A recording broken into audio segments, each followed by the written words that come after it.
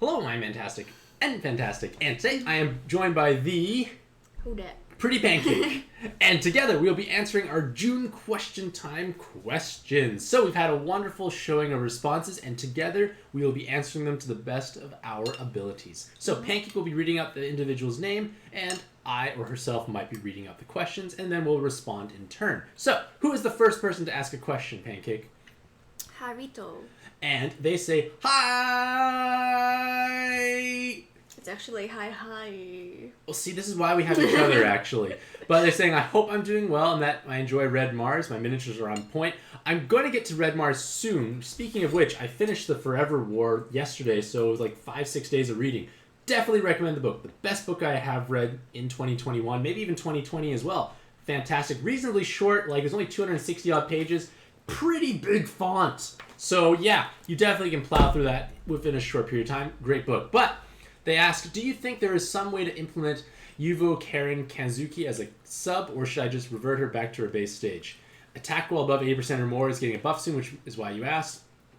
You can just wait and see if, like, right now I don't think she has much value at this exact moment. You can just wait and see for her to, like, if any form becomes more appealing in the future, because there's no sense in, like, reverting, changing things around unless you have copious resources or think you might get a use for them right at this exact moment. But has Pancake ever painted a miniature? Mm-hmm. What'd you paint? I painted our bigatures, actually. Mm-hmm. Can I run and show You can run, and I'll keep answering. How's that sound? Okay. But Pancake's going to grab the miniature that she painted, but I'll try my best to stay epic, and you are most welcome for me creating pad content. For Joshua says, have any of the collabs in Pad made me interested in checking out the source material of any of the collab properties? If so, which ones? No, actually, sadly, none of them have actually made me that interested. Like, I never grew up really watching TV or really having much in terms of screens in my life. So, like, anime and all those franchises have no actual, like, nostalgic meaning to myself. Like, I just didn't grow up watching TV really that much sad. either. Thank you, I think. Really, really sad. I think, thank you. And then they ask, could Pad benefit from an altered stamina mechanic where stamina is fully refunded to you if you lose in a dungeon, is only consumed if you beat a dungeon? You ask despite knowing that you can use 2 stamina refills per day. Well, I think you need to have some sort of stamina refresh mechanic or something along those lines. And the ads, like watching an ad to refill stamina is pretty close already at this point in time, I feel. And at the same time, stamina is quite easy to acquire. Excessive rank ups are definitely becoming the norm. So I feel like Pad is definitely in a good place when it comes to stamina management. Another thing they ask is Pad takes up a bit of screen real estate, meaning space being taken on by screen elements like health bars on the board. The dungeons were to give you info based on the current floor. Where would you put this info? I feel like it'd be something akin to like when you tap the boss's face, it gives you a tiny bit of info. Maybe more info could be displayed there, to be honest. I think that would be the most logical way to show that information. And then lastly, if I were the size of a penny, where would I hide myself so no one could find me? Well, where do you lose pennies? Why would you hide? I know. Where do you usually lose your pennies? Because that's probably where I would chill out. In a washing machine? Oh, I don't know if I want to be spun around in a washing machine. But yeah, where do pennies hide? Because you lose them all the time. All right, so Pancake's going to show off what she painted. In between couches. In between couches. Good choice. The pillows. Pillows, yes. Under the bed. Under the bed. Under anything. Under things. Alrighty, gotcha. All right, so show us what you've painted, Pancake. Maybe show us closer. It never focuses on the camera. You can be a smarty. So, this is one of them. See, that's focusing on you. Look at that. It loves you. Oh, okay. Cool. Yeah. Cool. They actually all look very similar. Kind of similar. But it's what's it called again? Tainted Grail. Yep. It's from that board game. Basically, menhirs are giant statues that help protect you from the darkness that's encroaching upon the land. I love the design of these. And the design is great. There's fantastic details, and they look so menacing. I love it. And this is before we had black primer, so it was actually worse for you. I know. I had to paint it by over. black. I know, so barbaric. It took me a while. I know. Alrighty, who is next? After Joshua. Marcus. And what does Marcus say? He says, Hi, hi. Hi, hi. And then, I know I didn't write a review for Fujimi, as I weren't feeling as well, but I was wondering what were my thoughts on Lena Inverse. Is that the final form, I believe? Because the final form of Lena is definitely not necessarily... very powerful mono red sub because she can take the VDP laden and she can easily hit outstanding damage numbers. So for like your mono fire teams like Sena, for instance, I've seen people like say Randall utilize them limit broken for the double damage cap, so they can hit incredibly hard. Like, the choice between using her as an amazing damage solution or a weapon is definitely difficult, but it's good that you have the option of having at least you have one Lena inverse already. And my health is doing a bit better today for sure. Mm-hmm. Alright, who is next? And click read more. Next is, super long. What's his name? Raul Bastidas. And they say, definitely read the Forever War. I did, and it was amazing for sure. And you ordered the next books. And if I got the wrong one, apparently. You got a comic book. I don't know, I don't understand. You should read it anyway. I don't know, maybe. I want to return my money back. You have until tomorrow. Okay, let's return it now. But I got this book as well, and I'm actually quite excited to read it. It's a sci-fi novel by someone written in China. And for myself, like, I only read American sci-fi. Like, I think 9 out of 10 authors I read are American. And, like, it's not like it's a bad thing, but different cultures have different expectations, and I'd love to see, like, what big sci-fi looks like in a different culture. And they've won, like, the Hugo Award or other notable awards, so it must be reasonably good. And I think I've come across this name at some point in my life, so I want to read it. And I think that's what I'm going to read next. But beyond that, they said, a weird side tangent news, Fortnite is going to be collabing with a popular book series, Mistborn, and meaning that if it goes well, hopefully more gaming companies like Gung Ho will be willing to have collabs with more book series such as the Dresden Files. Oh. But that would be definitely interesting if that does occur. As for their question, how do they think Gung Ho should handle the farmable free units in the game without contributing to PAD's power creep crisis?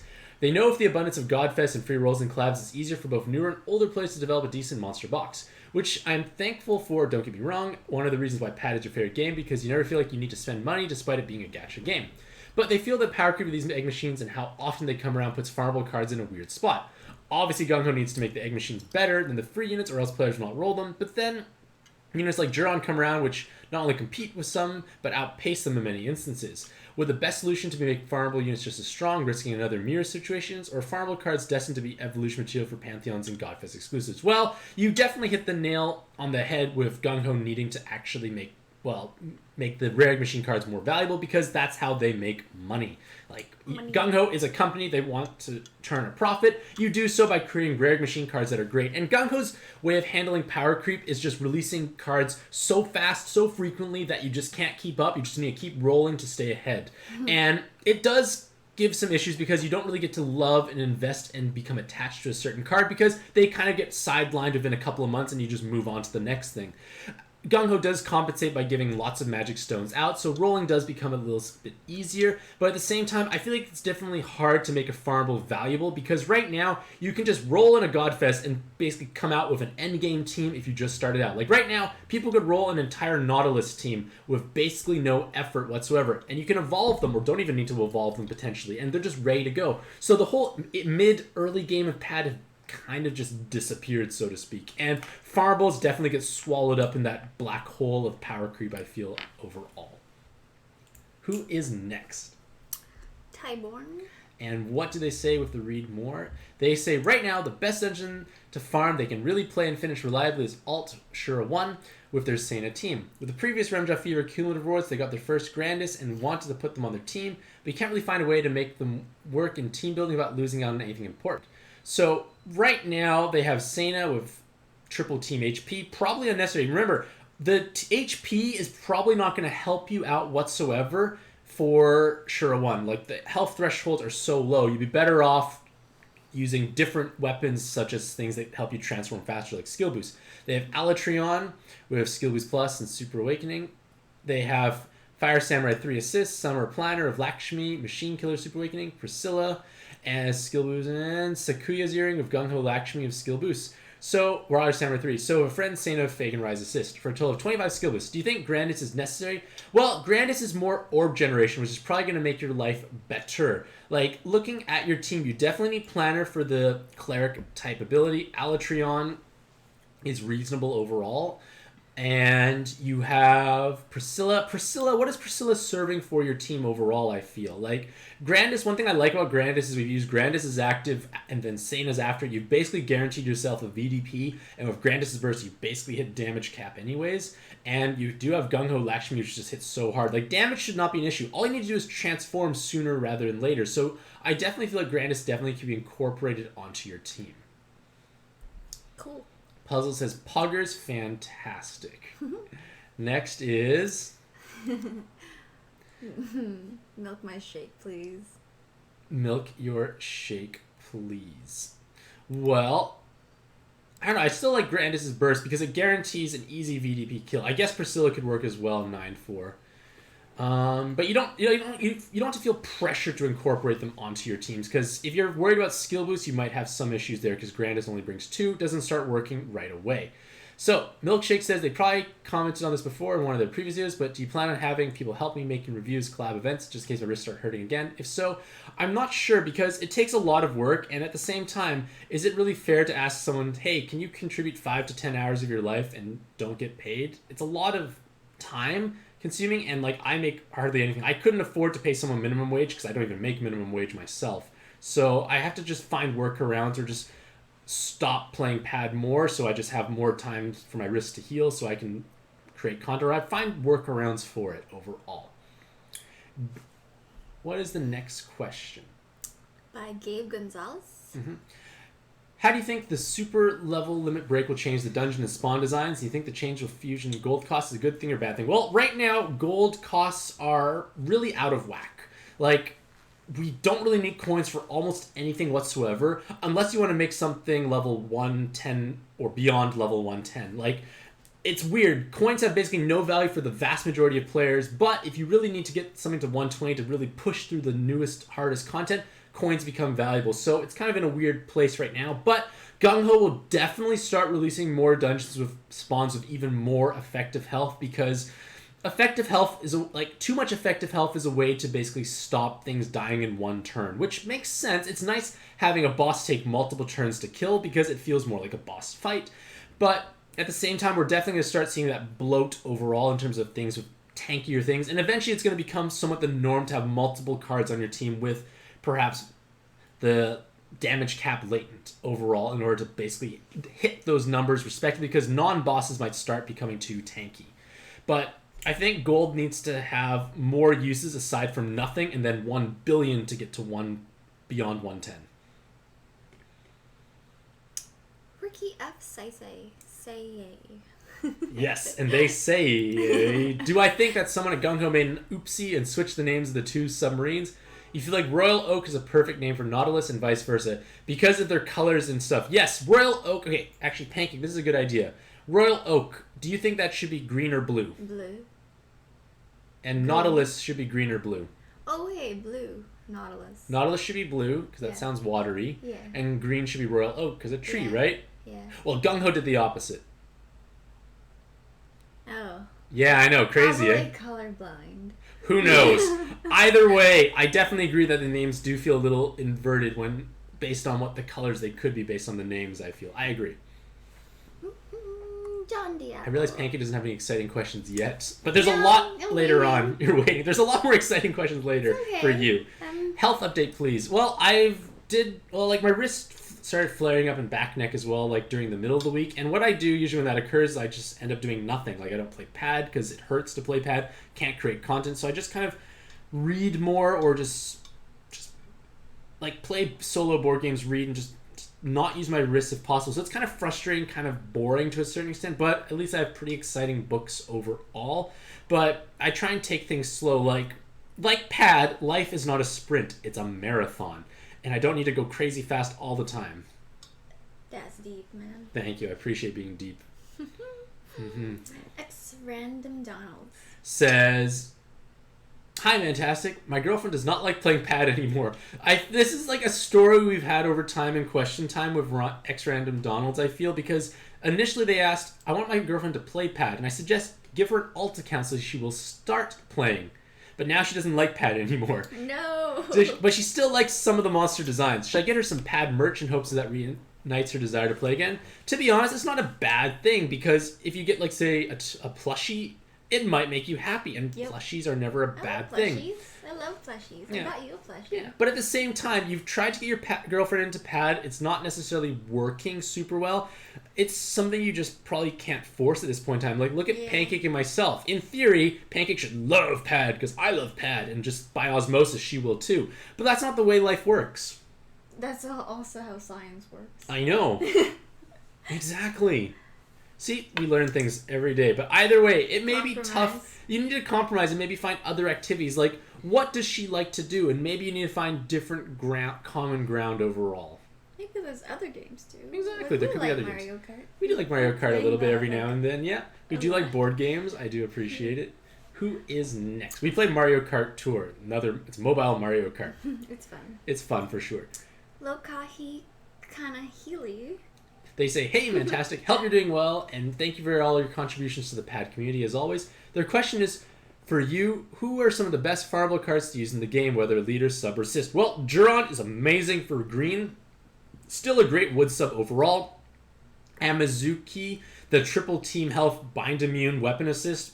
Not farmable necessarily from a dungeon, but it's given out as rewards for various things, so I kind of call it farmable.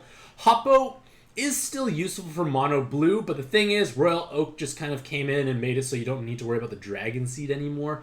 But as a whole, farmables are not playing as big of a role, unfortunately. They know off the top of their head that I'm a big fan of Juron. Yep, exactly what I just said. Any other cards? Maybe not so. I don't use them that much either. But, like, the thing is, with how the game is set up, you can roll in a complete endgame team. Like, in the most recent Super Godfest, a new account could roll Nautilus, Celica, Ceres, and just a bunch of other wood cards to fill out the team, and that team alone will probably smash almost every single dungeon in the game. And this is someone who just started. It doesn't make sense that you have a team that can clear endgame content on day one. You don't have to really work for it, invest. It's just kind of silly in my opinion. But either way, farmables, like, they do exist, but they definitely play a much smaller role overall. Alright, who's next? Sam Chan. Alright, you can read this question out loud. Why me? Because it's not a pad-related question. Is it a good idea to have a baby when you have a minimum wage job and still living with your parents? I feel like my parents are trying to scare me into not having sex with my girl. I feel the relationship that me and my girl is very strong. Support and contribution is what makes me confident in my ability to take care of my own baby if I have it in the future. What do you think? This is a non-pad question. It's great. Or if you can't think, I can formulate a response fast. Oh, well, I guess what you need if you're barely getting by, is it a good idea to have a kid now? What's the rush? Yep, for sure. I agree. What's the rush? And also, I guess you need to figure out what kind of standard of living do you want to have? And then at the same time, what kind of standard of living do you want your child to have? And based on your current income level and what your partner has as well, does the money line up to your standard of living that you want to have? And as Pancake said, is there a need to rush into things necessarily? Yeah. Like, if there's no rush, then I don't feel maybe you shouldn't pressure yourself into. Yeah, like, I am 31 and I don't have a kid, and I'm okay with that. Me too. Like perfectly. Well, you're not 31, but like the life expectancy is much higher. There is no rush to jump into this boat, so to speak. Like people are getting married and having kids at much later times as well, I feel, as a general statement. So, again, figure out what standard of living you want to have and how much that will cost. Alrighty, It'll probably cost a lot. I don't know, babies are expensive. Yeah, kids are expensive. Like, we can barely get by. Especially, like, the girl needs time to, just be pregnant. Yeah. Yeah, and exactly. then eventually nurse. Yeah, exactly. She won't be able to, work, probably. Yeah. Like, neither of us are outrageously well off, but, we get by, and, having a kid will not make that happen anymore. It's a good idea to have a good amount of savings as well. You need to have a plan. You really need to have a plan, for sure. Yeah, and savings. Exactly. All right, who is next? Oh, Marianne. You can read this out if you like as well. Oh. What's the best way to discipline others? Should a teacher not scold his students for cheating? Since the effects of cheating on a test is him not knowing anything on how to do what is taught. It is the student's loss if he or she cheats. What would I what would I do is just tell them the effects of what they are doing, and from there, I hope they can make a good decision. Yeah. Well, I guess before we jump any further, I think the bigger issue is just how the education system is set up, that it rewards test taking. Like, there is a certain skill involved when it comes to taking tests. And because everything is all based around your final exam, how well you score, it does create this whole cheating kind of like culture, so to speak, because that's what's important. Like, learning is not important. Being able to regurgitate on paper on demand is what's considered important. Not what it should be, but I think it's more of a flaw in that sense. And at the same time, if someone is cheating, they're really doing the worst of both worlds. They're not making headway in anything. Yep, they're not learning. They're risking themselves into maybe getting expelled. Exactly. That's definitely a problem. Like, teachers should definitely scold them for cheating. Like, it's a bad behavior. Like, if you cheat or equivalent of cheating in the real world, you will be fired from your job, I'm pretty sure. Like, oh yeah. It's just that's just the way it is. It's also harder to cheat your way in the real world. I guess that just too. Doesn't work. Of course, yes, that. But my point is, like, it's a thing they need to know sooner rather than later. And it's good for them to know, like, what's the effects, of course. All right, so you say they hope they make a good decision. Now, what's next? The thing is that if we make a mistake, that mistake is what we learn from. If I have children in the future, I might let them do whatever they want, like skip school. They will have to suffer from the consequences, and that is how they learn not to, since they will be missing out on good education to prepare themselves in the future. Is that a good idea? I myself have learned that way. I was told not to, like, do, like, I don't know, like, X, things Y, Z. like whatever. But I still end up doing it, and if I make a mistake, I learn from it. That's the best way to learn. But I wouldn't want to encourage, like, skipping school and things like that, because your potential kids could be different, or like those kids could be not how they learn, like where it's encouraged for them to skip school and all that. They might think it's okay, and they might not learn from that because they don't think it's a mistake. Yeah. You know what I mean? Yeah, it's completely understandable. Yeah. And at the same time, I feel like I'm a strong believer that teaching people that actions have consequences and being able to see that is a big part of growing up. So I definitely want my kids to make mistakes, but ideally in a safer environment. Like, we all make mistakes, but let's hope it's in a way that it's not too costly or devastating or damaging, so to speak. Yep. And then their last line is, if a friend wants to commit suicide, should you prevent that? Yes. Or should you just let him know the effects of it, then the person should decide to go through it or not? Yes, and it's good for them to know what the consequences would be. I think it's important to let them know that you are there to support them overall as well, because, like, suicide, okay, neither of us are professionals in this regards, of course, so if you need help, talk to an expert. Please. But I know there's a hotline. Yeah, but at the same time, like, I feel like suicidal individuals, like, they end up going into, like, a dark hole, so to speak, and it feels overwhelming, hard to climb out of it, and a lot of times it's because of an inappropriate support network. And the world is definitely full of people who feel isolated and alone, and being able to reach out to your friends is definitely important. Like, I keep in touch with only a couple of people, but I'd rather keep in touch with a couple of people who are meaningful to myself than tons of people who mean nothing to me. Yeah, that too. But at the same time, you should definitely try and be there for your friend if possible, because if they are truly someone you care about, it's in both your interests for them to do well. Alrighty, what is next? Shadowless. Says they are 30-something years old, they still live at home, have a full-time job, they decided to have sex with their girl, and your parents freaked out about that. They rented a hotel room, parents got mad and threatened to kick them out of the house. Is it normal for people to have sex with people they love? Most normal parents are okay with their children having sex at 18+. How do you suppose to get along with parents if they have that view? Is my parents being toxic and controlling? And if I was to get kicked out, is homeless shelter the best option? Out of homeless shelter, foster care home, jailhouse, or psychiatric ward. I am not crazy or dangerous by just using jail cell and psych ward as free shelter and food. Well, I think quite extreme. It's quite extreme. And I feel like this is a conversation you need to have with your parents. Why are they so upset about this? Like, why are they so against all these things? And at the same time, you are 30 years old, and I definitely feel like they are denying you your own autonomy. Like, there's nothing wrong with having sex with your significant other, especially at that age. Exactly. Like, you are an adult. You've made it this far in life. You've made mistakes and learned and grown from them. So I don't see why you shouldn't be able to explore your options in that way. Like, as long as you're both being safe and responsible, which I'm assuming you are, how is it necessarily a bad thing? Like, I feel like sex has been demonized as something evil when it's actually one of the most natural things you can do. Technically, scrolling and liking and posting on Instagram or Facebook is unnatural, but that's acceptable behavior. But doing something that's technically biologically natural is immoral. Logic. It doesn't make sense. So it's definitely something you need to have. It's a conversation you need to have with your parents. And hopefully they listen and they are rational. Like,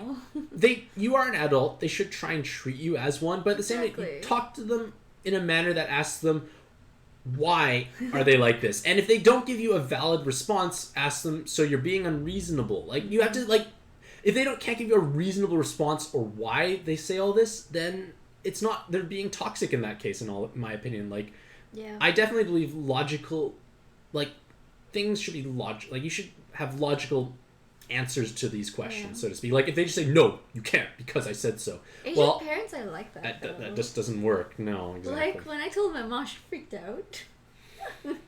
She was like, why? But she just, like, was more emotional than freaking out and angry.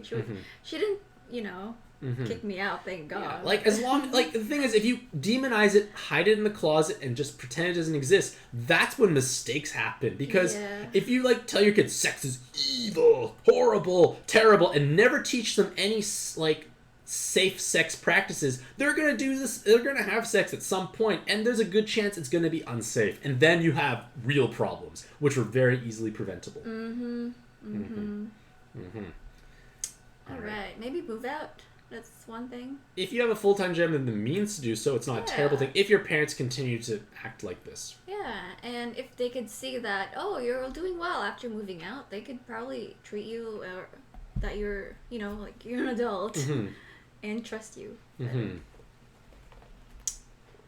Drummer Sting says, is lying ever worth it? Let's say I'm a black woman, I'm dating an Asian guy. When I bring up that I'm ever going to hang out with him, my parents always get disappointed and say it's not worth it. They're very attracted to him and want to spend as much time with him as possible. It's been like 4 to 5 times. They're considering just to lie to their parents so they won't be disappointed, like the abstract, like, I'm going out or I'm going to hang out with someone, not disclosing the location. They do not want me to date an Asian guy. How do I convince my parents that the guy I'm currently dating is a good guy and will treat me right? How your parents supposedly want you to focus on your career, but I want to have a love life. Oh, it's so hard. It's probably not a good idea to lie. But when you phrase, like, oh, I'm just going out with somebody, it's not like really lying. You're just not disclosing information. Like, I personally don't like lying because I have a poor memory and it can be difficult for me to keep track of all these lies in my head. But at the same time, it's probably a bad idea because they'll just not trust you. Exactly. Like, you're creating that rift between themselves. Like, it sounds like your parents are not being mature. They're not acting like the adult. You should be acting like the adult in that case, for sure. Like, you should never have to stoop down to someone's level because of their toxic behavior, so to speak. You should be able to be better. Just be your own person. Exactly. And at the same time, talk to them. Ask them, why is this a problem? Why do they not want you to date a certain individual who's outside of your race? Like, if you think about it, I am half British and half Chinese. You're mostly Asian. Yeah, like, okay, sure. But my point is, like, I am a mixed person. And, like, I guess in theory, like, that could have caused rifts perhaps in, like, my parents' families and whatnot. But at the same time, why should it? So I feel like it's important you should sit down with your parents and actually talk to them about this and find out why they are against it. Because if they can't give you a reason of why they're against it outside of the, like, terrible response of, I'm an adult, I'm your parent, I know better. No, they don't. So I truly believe in talking things out directly with people. And if they can't be mature enough to have that conversation, Is it worth listening to them? It's worth listening to them. Like, and again, that is toxic behavior as well. Yeah, unfortunately, even though they're parents, they gotta at least be understanding of your situation. Exactly. All right. Oops. No, don't click. There we go. All right, who is this individual here? Hurst Beat. I feel like sounds familiar. They have asked questions in the past. Okay. So, they recently got disowned by their parents because they got their girl pregnant. Oh no. Well, that's not a good thing. They're 27 years old. Continuation from the other question. Sometimes there are almost continuations from previous months. A little. But They're 20-something and have a full-time job, minimum wage, and live at home. Is there anything I can do in this situation? Was I wrong to have sex with the person that you love so much? No, you're not wrong to have sex with someone you love so much, but it sounds like... Not safe sex. It sounds like it wasn't done safely for one, and that is the problem. I think they're not upset by the fact that you had sex. And I think that's why parents freak out, because, you don't want a baby too early, that kind of thing. Well, like, minimum wage, I guess it all depends where you live, but is minimum wage enough for you to live a standard of living that you want to have? Yeah. And a kid is definitely going to set you back, unfortunately. And especially in the States, healthcare is so expensive. You don't have insurance. Yeah, so, like, I'm not sure what you should do in that situation. You need to talk with your partner. Like, I've never been in that situation for myself, so it's difficult. But you need to have a plan, I guess. Like, just... But it's too late. I know. Well, kicking you out's not the right thing to do either, I feel. It just makes worse. It makes your situation worse because financially you're already stressed, I feel. Yeah. It's like you already know what the consequences are of not practicing safe sex if you know. I think you need to talk to them and have a conversation with all parties involved, I feel would help. Yeah. Like, you need to determine... Have a sit down with everybody. Yeah. You need to... Because you for sure need the support from your parents, like, especially now. Yeah, like, even for ourselves, if somehow a kid was on the horizon, we need support from our families. Like, we can't do it alone. No. I mean, I could try, but there's only so much, like, two people could do. Yeah, exactly. Okay, pause. If you need to make the other weird sounds in case someone does chicken dance. But, yeah, like, it's not a good situation you're in for sure. I hope you figure it out.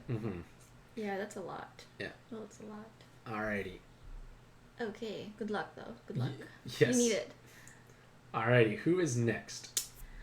Erica's so fine. They ask, or say, my parents don't believe that they can get married since they're not financially stable. They do have a minimum wage job and live at home still. They thought for partnerships or marriage, it takes contribution for both partners instead. Like for myself and Larissa, the two of me are getting married even if you can't have a full-time job. That's reference to myself, and that is true.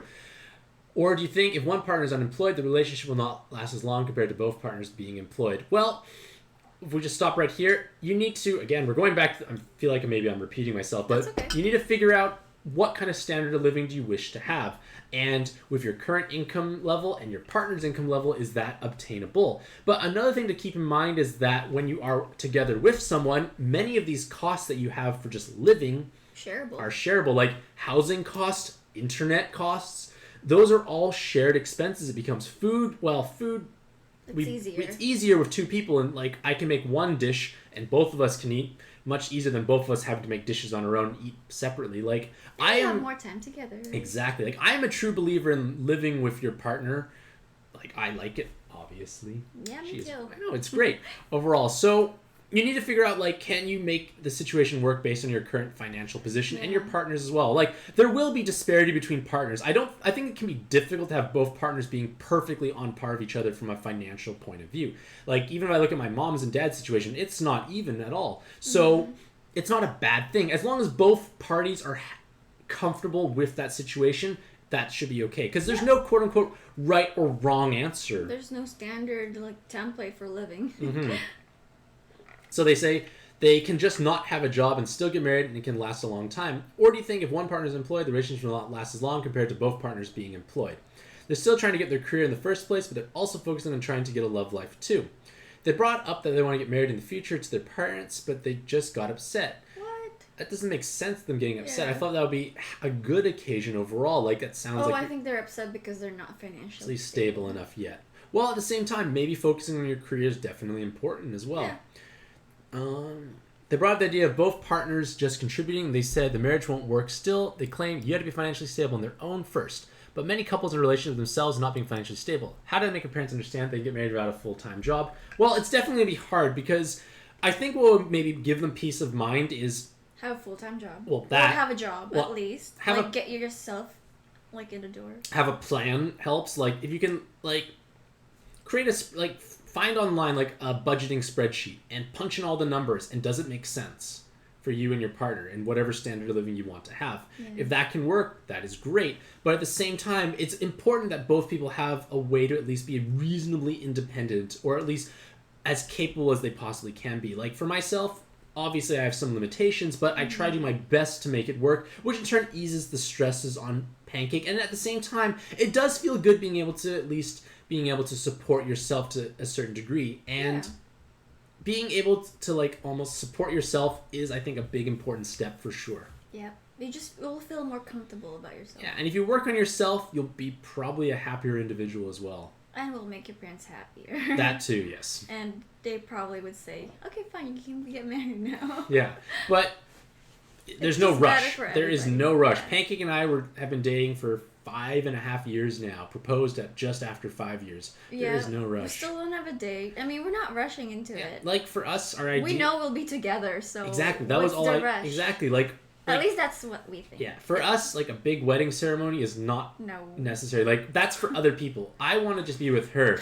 I don't need to like spend silly amounts of money and be like flaunting. Look at us. No, I just want to be with her. We want to save up for the future, or at least like for the home. Literally anything else is a better expense. Exactly. Because a wedding is just one day. Exactly. I mean, it is a special day, but you don't need to spend your entire life savings on it. Exactly. No. It doesn't make sense. Exactly. Anywho, okay. David Sheminis says, do you think working to have a materialistic stuff is better for one's life, or do you think you should work on making a world a better place? Why not both? Well, sure, why not both? They think we should all focus on making the world a better place. Because if we do work and have like $10 billion after you die, that $10 billion will be useless to me since you'll be dead. If you focus on making the world a better place, at least people will remember themselves. Do you think making an impact on the world is better than trying to collect all the money in the world? And how am I living my life? Well, I myself am quite materialistic, not gonna lie. I feel like most people are, and I've shown you the way. Yes, you show me the way of capitalism. I'm such a frugal individual by nature. Yeah. And Pancake has shown me the way. It's nice to treat yourself, and I like that. Thanks too. But at the same time, like making the world a better place, what do you mean by that? Because that's quite vague. Do you mean like making a lasting and positive impression curing cancer, or what? Or making a lasting positive impression on the people in your life? Because that technically doing a good job. That technically leaves the world a better place. Maybe with Pat, I guess I am in that sense. Yeah. It's not financially rewarding, but I guess it's spiritually rewarding. Make changes. I guess in that sense, yes. Positive, like something to people. Yeah, like I feel like you should be kind to others. Like there's no reason to be unkind or cold necessarily. No. But at the same time, you also want to have. But you need to be happy. Like I feel like, in all honesty, the overarching goal with life is to make yourself happy. As bad as it sounds, like being right doesn't make you happy. It wasn't the correct thing to do necessarily sometimes. Like figure out what sparks joy in your life, and what are those things? What gives meaning to your life? Exactly, and then also what gives meaning to the people who are close to you in your life, and then from there maybe you can make the world a better place. Because I think it's definitely hard for an average individual to try and change the world, but you can definitely change the world around your immediate proximity. Yes, I was trying to think of words, and like immediate proximity came up instead of close to me, because yes. Sure, thanks. I appreciate it. Exactly, it works. Alright. And Dukester said they actually got married with their wife at a courthouse and used their savings to buy a house instead. That's very smart. Much smarter. That's something we're almost contemplating. But then we have a friend who might be able to do the officiating on their own, so we not even need to pay a courthouse. Well, we need a venue still. Which was your homework? Oh, we haven't done it. We can do it later. It's okay, we're not in a rush. We're not in a rush, exactly. Okay. All right. Curry water. Says, if I steal something unintentionally, does that make me a bad person? Like, one time they were shopping, had a toy in their hand and put it in their pocket. Forgot it in the pocket and walked out of the store. As soon as they realized that, you went back to the store and returned to the shop. You're honestly not trying to steal stuff. Living a life of crime is just bad. If I have no support and no way to continue to live life except doing criminal activities, I would just commit suicide. You just do not do criminal activities. Robert's like the very last resort. Now that you have that perspective, I think bad people are just good people who have been pushed into that unkind situation for him or her to survive. What do you think about that? And also, as a side note, they're not planning to commit suicide. That's good to know. But, thank God. like, malicious intent. Okay, like, law stuff. There has to be intent for Yeah. what is it, for, I don't know, laying down the law. There has to be intent, or doesn't there have to be intent for things to be guilty? Okay, I don't know. Either way, but your intent is not to steal. It was an accident, and you came back and corrected your mistake.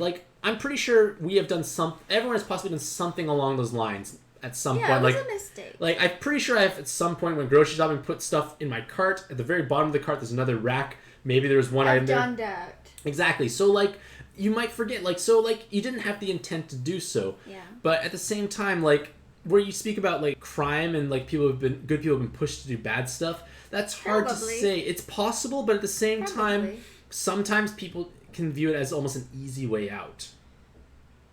Maybe. It depends on the situation, I guess. There's many scenarios. I get the origin story of say a criminal is going to be unique, I'd say, from each person to person. So it's hard to say what starts it, but at the same time, it doesn't sound like you are a bad person by any means. No, the fact that you returned it. Yeah, right? You could have easily just kept going and just said, it's mine. But no, you returned it. So I think you're doing reasonably well. And I feel like you definitely will find ways to be financially stable, at least. Alrighty. Candy BM. And they ask a couple of questions. How do I not love myself too much? I know being a narcissist is bad. What is a healthy self-love versus toxic self-love? Being narcissist is bad? Is it? Too much self-love. I think they're going more the extreme end. Okay. If you're selfish, yes. And if you're not considerate of others, then yes. I love myself. Yeah, I feel like if you lack empathy or the inability to put yourself in someone else's perspective, that is definitely a problem. If you think the world only works the way you think it does, that is going to be problematic. But it's very important to love yourself too, of course. So what is toxic love? I guess we kind of touched on that. Yeah. Is a hickey normally frowned upon? And why is having a hickey bad? They wear that in public with honor. Wait, see? I don't think hickeys are a good thing. They look, in my opinion, a little tacky. I was trying to give him a hickey a couple weeks ago. I feel like it's something that you might do when you're younger. I know. A lot younger. I've been unsuccessful. Don't touch my delicate neck. But I don't know, I don't think it's a necessary thing to do, but again, at the same time, it's not harming yourself and it's not really harming others, and if both people are happy with it, you can be happy. That's just kind of my belief. If what you do doesn't harm yourself nor harm others, it's reasonably safe behavior. I think it's just the older people would cringe at that, ooh. They must have done something bad. Something bad? Yeah, the fact that they don't want us to have sex. Okay, fine. Sure. Yeah. And then they ask, how do you know when you're ready for a baby or not? How much money do you think you'll need to make yearly? Well, we're going back to all that budgeting talk. You need to figure out what standard of living you want to have. Yep. And does your current Also, what's the living wage? You want to be just above that maybe? Just so you can have extra savings. Because you also want emergency savings as well as savings for, your kid. Yeah. It's going to cost a lot, to be fair.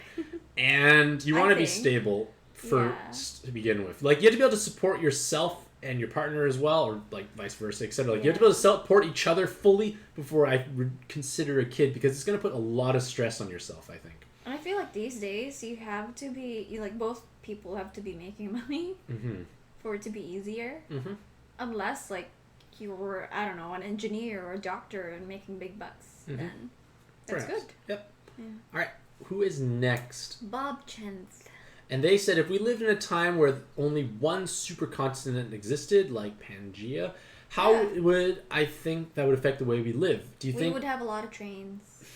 Literally have the same race ever? Would that stop hatred? Well, that's touching upon a lot of other concepts that I read about, to be honest. But with one supercontinent, assuming it doesn't cross multiple different climates, so to speak, you would have a much more homogenous race, because generally speaking, the way it's easier to travel. the way evolution works is that your environment influences how you turn out. For instance, people who were people from Africa, it's a much hotter, much sunnier, much more a different kind of environment, and everyone tends to get darker skin as a result. That's just kind of evolution, so to speak. But Yeah. whereas people say who live in, say, like the Arctic, well, they're pretty well, like they don't get that kind of sun exposure, so like they will definitely look a little different. And over time, that can change. So let's say hypothetically, back in time, we only had one supercontinent. It's possible humans might look a little more similar, but at the same time, I don't know if that's necessarily going to stop hatred. It definitely will help because physical differences is an easy way to create us versus them mentalities. But as you said, people do look for any differences and try to hate on that. Like, people in control always want to create problems with the lower class. Because if the lower class is constantly fighting against each other, they never look up and actually see who is causing the problems. You can imagine we all live in a glass jar.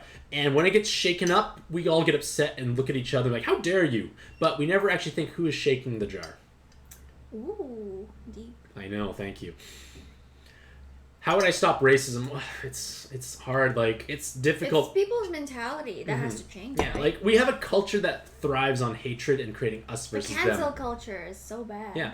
Or even just media, like, what is newsworthy isn't good, positive stuff. It's everything bad things. Breaking news and bad usually. Yeah, it's always bad stuff, and it's always bad to the extreme, or bad, not even that bad, but trumped up to make it look way worse than it actually is. And gossipy. Oh, gossipy, yeah. But, like, they basically, like, make a small thing that's not a problem into something that's huge and problematic, and you think this is a normal way of life.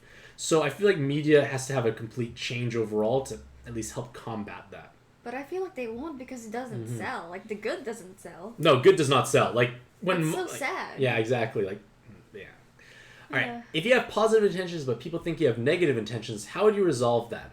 Or are they projecting when that comes to that case? It's possible they are definitely projecting, but perhaps explain and elaborate why you feel like your intentions are good or what you're trying to accomplish. Like, make it known that you don't have, like, ulterior motives. Communication. Communication. That's the best way to do it, Bob. All right. Who is next? Shingas Khan. All right. So, Oh. whatever. Do you think changing yourself for a romantic partner is ever a good idea? No. No. Exactly, no. What are some okay scenarios where you should change yourself for a happier future for your relationship? Well, cutting out... Compromises is a good thing. So long as it's... What's the word? Oh, I forgot it. That's okay. But the only thing you should be changing is toxic behavior on your own end. Like, negative, toxic, destructive behavior, that should be taken out. That's one thing that should be changed, in all honesty. And that is, in my opinion, the only thing that I would try and push to change in my partner. Like, Pancake and I, we're not the same individual. We have different likes, we have different preferences, but we do definitely try to meet more in the Halfway. middle. Like, I never went into the relationship expecting to make her a carbon copy of myself. Yeah, no, it just doesn't work. It doesn't work Clash, if anything. Exactly. Like, you have to love your partner for who they are, but at the same time, it does definitely help if you have overlapping interests. But that's usually what happens when you start out. You pick people who kind of have synergy jive with yourself overall. Exactly. So, like I said, the only thing you should change is toxic, negative, destructive behavior. That's the only thing you should change in yourself and in the other person. All We right. compromise a lot. Yeah, compromise. Exactly. We meet in the middle. There's a read more. I forgot. That's all right. Oh, there you go. And then they're asking, is thinking I'm lovable and dateable as I am a good way of thinking at all? Oh, that's self-confidence. Yeah, that's good. That's a good thing. Confidence is attractive. And there's always going to be somebody who will think, like, wow, she's quite a catch, Yeah. kind of thing. And at the same time, like, with at least dating apps, it's definitely easier to meet more people, which in turn gives you a higher chance of finding someone you can mesh with. Like Panky and I, we met through Tinder. So it does work if you want to use it for that purpose. I feel like it's changed after, like, 5 years, though. Well, maybe it has, yeah, I don't know. But either way, like... There's other better apps. Okay, then. Good to know. Good to know. What should you change about yourself, and have you ever heard about compromise? Oh, yeah, we definitely have heard Do of a it. lot of it. Yeah. When is compromising too much, and how do you prevent that? Compromising too much is if the other person expects you to, like, change everything. Yeah. Like, that just doesn't That doesn't work. become... That's not a compromise at that point in No. time. Like, you have to be willing to meet in the middle. And the key is you can't be so rigid. Like, the world is not black and white. It's actually mostly gray. Yep. So you have to find that place that works best for the two of you. Yeah. And Jack Italian says, what time... Oh, wait, no. What time do I stream? There's an auto answer that says, right now. And I'm half tempted to click that. Right now. But what time do I stream? Well, usually Monday, Tuesday, Thursdays, somewhere between 5 and 6 p.m. PST is usually when I will start it, or be at least streaming at that point in time. But they think I'm pretty cool and knowledgeable about stuff and would probably like to get to know me better. Well, hopefully you do tune into those, Jack Italian. All right. Human Arceus Says, is it shameful to still live at home when you're in your 30s? And why is it shameful? And if you're truly independent and make a good income, should you be refusing help from others, even if you might be struggling? So is it shameful to live with your parents when you're in the 30s, Nope. you think? saves you money, and if you and your parents get along, that's even great, right? Yeah, the key is you get along, and at the same time, are you happy with your current situation? Like, Yeah. I feel like, okay, we live in a Western culture, at least I'm going to assume most people. Super whitewashed Yeah. way of thinking. I think, like, you know, living with your parents is like, A stigma. oh, why? Yeah, like, terrible, Meanwhile, in Asian households, they want you to stay Forever. as long as possible. Forever. They don't want you to leave, Only even when if you're married. Only if you're married, you might get out. Sometimes Might. not even. Like Might. with the traditional Indian culture, Yeah, I know. they purchase big houses. I know.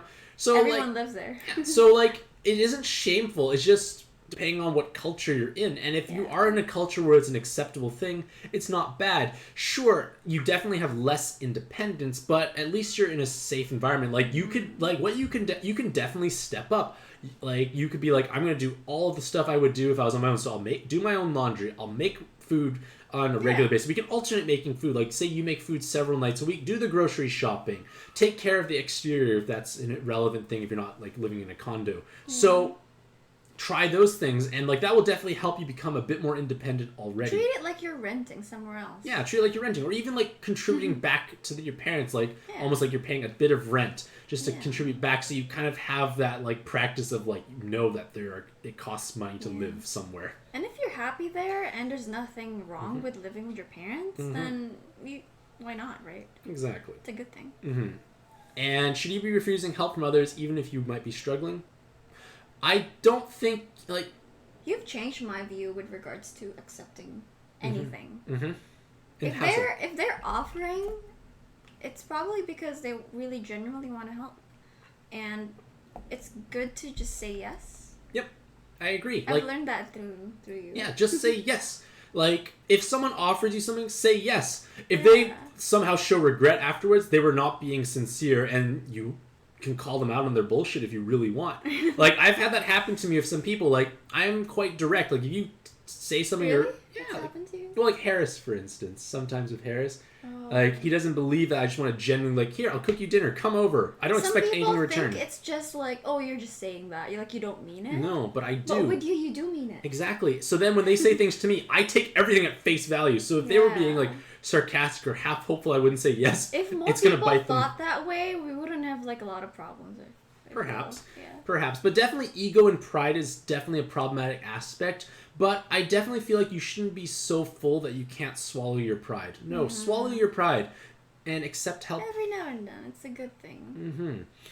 In a relationship, it should be what we want, not what I want. Yes, we is the key word. Yeah. What do you think about that? Sometimes I still get my, like, you know, what I want. Oh yeah, of course. Like That's where compromise happens, right? Exactly. Like, I let Larissa have so much free time on her own. Like, she disappears into her own little world, and I don't. Weird. The internet, your little blanket fort or equivalent. We made a kind of like a blanket fort again. Pretty cool. It's fun. Pretty cool in the living room. We're adults, I swear. Totally. But they saying, if you only are concerned with what you want, does that make you a bad partner? It definitely, like, well, you should be We're still open. individual people. Exactly. Like, we all, you know, just because you're together doesn't mean you have to share everything. Exactly. Like for instance, pad is something I do on my own. I play lots of board games by myself. I'm reading sci-fi novels that she may not necessarily read. We do different things, and that's perfectly okay. A good relationship has to be where both each individual can be themselves still, you know? Yeah. Because you don't want to lose that. It's part of your identity. Exactly. Like, we live together, but we don't get sick of each other because we have our own time to pursue our own interests. Like, she goes off and does her own thing. I'll go off and do my own thing. At the end of the day, I try and make sure when we have dinner, we sit down and actually look at each other. That's a good idea. I know. I actually enjoy that. I know. I force us to have, like, dinner together. Don't say force. I mean, I encourage us to have dinner It's and because look at I each other. love watching TV while eating dinner. I'm just used to that. Mm-hmm. But, And I'm not used to it, so we do a bit of both. Like, we do sometimes Every now watch and while then. eating, Yeah. and then we'll most of the time ideally sit down and talk to each other. Because like I said, like, if we're doing our own things, it's good to catch up and check in. Yeah. Yeah, it's important. Mm-hmm. And to be fair, it doesn't even take that long to eat. It's like maybe 30 minutes max. Like, no, especially me, I get full so fast. I know, like, I might spend hours cooking and then, like, oh, I'm done in 10, 15 minutes. Well, that was great. Yeah. But, like, the point is, like, it's good to have your own activities, but don't be, like, you can't just shut your partner out, of course. Try to include them if possible. Like, I say, like, do you want to read The Forever War? And then if not, I'll just tell her about it. And that worked out kind of well. Yeah, I actually like hearing about it. Yeah, she might like hearing summaries of books instead. And there we go. All right, who is next? And Yumpling, I definitely agree. Having your own hobbies and alone time is important. But I know you and your boyfriend are playing D&D. I see chat every once in a while. I And gotta pee. you may go. I will let you be. TMI. Okay, bye. I'll see you back shortly. Is it true that we can destroy our own relationship with others? What are some red flags that we should be avoiding to do ourselves? Well, destructive, toxic, problematic behavior. Like, if it doesn't make you feel good about yourself, why are you doing it? What about people's false accusing you of something? You can try defending yourself, but you thought that would just be gaslighting them or minimizing them. Well, what are they falsely accusing of you? I guess I need a bit more context. And at the same time, elaborate, and just communication is important. Like, ask them, why do you think this way? What proof do you have? Or what led you to this conclusion? So I think something along those lines would help.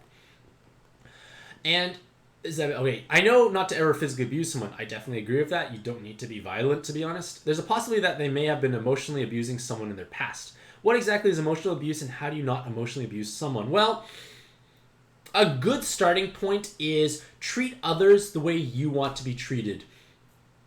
Like, I think that's an important way to view things, because if, like, for myself, I try to be, like, nice, friendly, and reasonably outgoing, because I appreciate when people reciprocate. And at the same time, I definitely feel like people are kind of mirrors. Basically, like, if Pancake has a certain mood, to a certain extent, it kind of influences me, and vice versa. I'm back. Welcome back. And at the same time, like, that individual you think you may have been emotionally abusing, are you still in contact with them? Talk to them about it. But, like, it's definitely possible you were abusive maybe a long time ago and you're not as aware, I feel. Because I feel like everyone has been unkind when they were younger. I'm pretty sure I was as well. I think everyone was. Like, it's just a part of growing up. Unkind to people? Well, like, they're asking, what exactly is emotional abuse and how do you not emotionally abuse someone? Bullying? Bullying, yeah. Like, treat people the way you want to be treated. That's Yeah. what the main takeaway message I had. I agree. Alrighty. What is next? Justice League. It says, is crying emotional manipulation? And if you are genuinely crying and they think you're fake crying, how do you convince them that you're really feeling sad? Well, I don't fake cry. no, you don't. Which I is just good. cry a lot. You just cry a lot, exactly. From, like, anything. I'm very emotional. I told her, like, a brief summary of the Forever War. She almost cried. Oh, come on. It was really sad.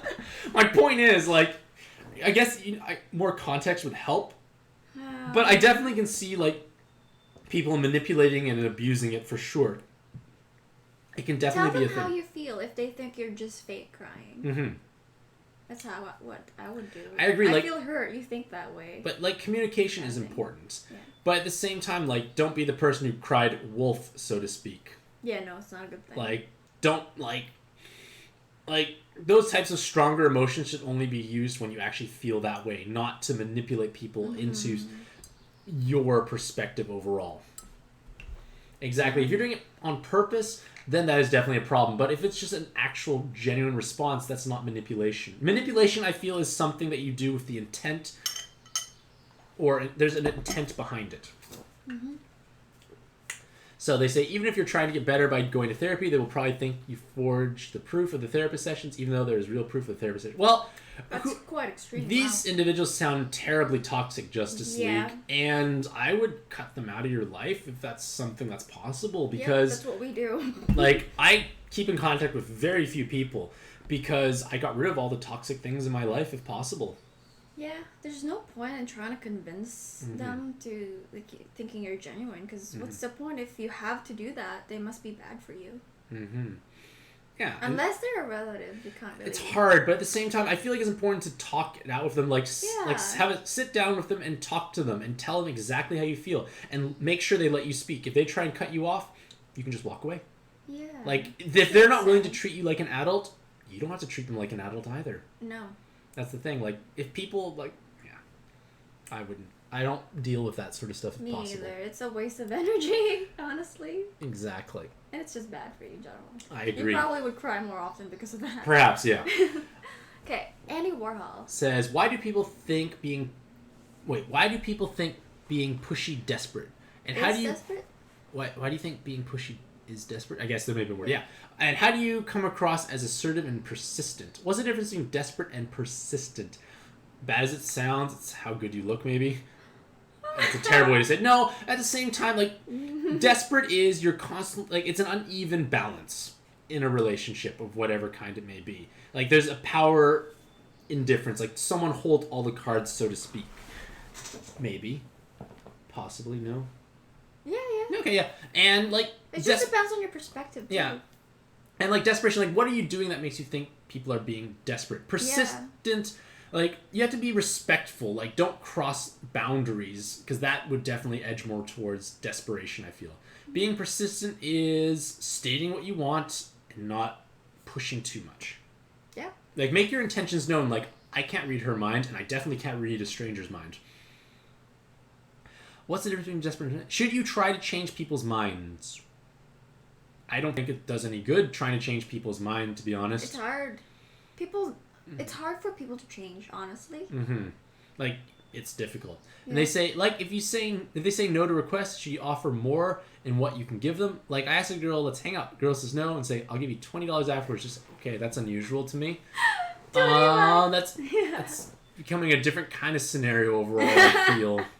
She says no. He said, well, I'll take you out to your favorite restaurant. She still says no. You're busy that day. Say, okay, let's go out. I guess they don't really want to hang out. There's no point in trying hard. Yeah, like they definitely... They might think you're annoying. You're definitely edging more on desperate if you keep persisting when they've clearly made it obvious that they're not interested. Yeah. How do you know when to stop trying with people? It can be just bad timing, and sometimes it's not that they're interested, but just blowing you off.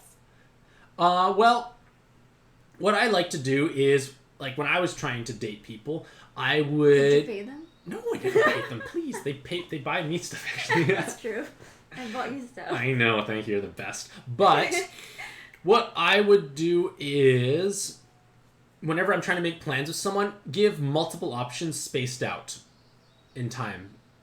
So... Also give them more choices and freedom to choose. Exactly, multiple options. That way they're like, oh, I'm a part of this decision making, great. Exactly, like, you could say, like, how about, like, maybe, like, Friday or Saturday this weekend, or next week's Saturday. That way they have many options, and if it's going to be hard to blow every one of those off and not seem... Like, it'll be pretty obvious if they're not interested. Like, and at the same time, if they are interested and they genuinely can't make those times, they will say, hey, let's do this instead. Yeah. Like, that's what I would do. Exactly, that's what's going to happen. But always give options. And, yeah, and I remember someone saying this to me a long time ago, but, like, if you're trying to date a girl, give them at least a week apart between times, just in case there's a period and they're just moody and doesn't want to interact with people. It's really windy outside. It's really windy outside, I know. There's like a storm or something. Okay. But yeah, like, I just give them multiple options, and if they don't say yes to any of them, there's a good chance they're not interested. And if they don't even try to make their own time for you, like their own suggestions, it's probably obvious they're not interested. Yep, thank you next. As bad as that sounds. What is next? Mountainous Val. They say, can making the relationship open or making it a polygamous one prevent people from cheating on their significant others? Whoa. They get what they want. They get to see other people dating that significant other too. While dating that significant other too. There are polygamous relationships that do occur. And what do I consider cheating, and how do you make your partner not cheat on you? So... Have some sort of agreement. Yes. Both parties need to be accepting of this. Yeah. Everyone has to be okay with it. Yeah. And... Yep. Yeah, but I lost it. That's okay. But like, if both people are not in agreement with it, well, that's going to cause jealousy. Like, if both of you are comfortable with your partner dating other people or seeing other people, and you're okay with it, it's not bad necessarily if you think about it. Like, the key is everyone has to be happy in that thing. But if you both agree to it, then I don't think it's cheating, really. It's not cheating because you both said it's okay. Cheating is when you go behind the other person's back and do something that is not agreed upon. Yeah. Like, for instance, if I go out tomorrow and find a random person and hook up with them, well, that's cheating. What? Yeah, I know, crazy, eh? I would never do such a thing. Where are you going? But if, like, say somehow I had her consent, which I'm never going to because that's not something we're interested in, then it wouldn't be cheating because it was a consensual thing on both sides. Exactly. But what is my lifestyle regarding relationships? Would either one of you be okay with each other seeing another person? Nope, neither of us are okay with that outcome. So that's why it doesn't happen. Like, one person can be a hassle, definitely.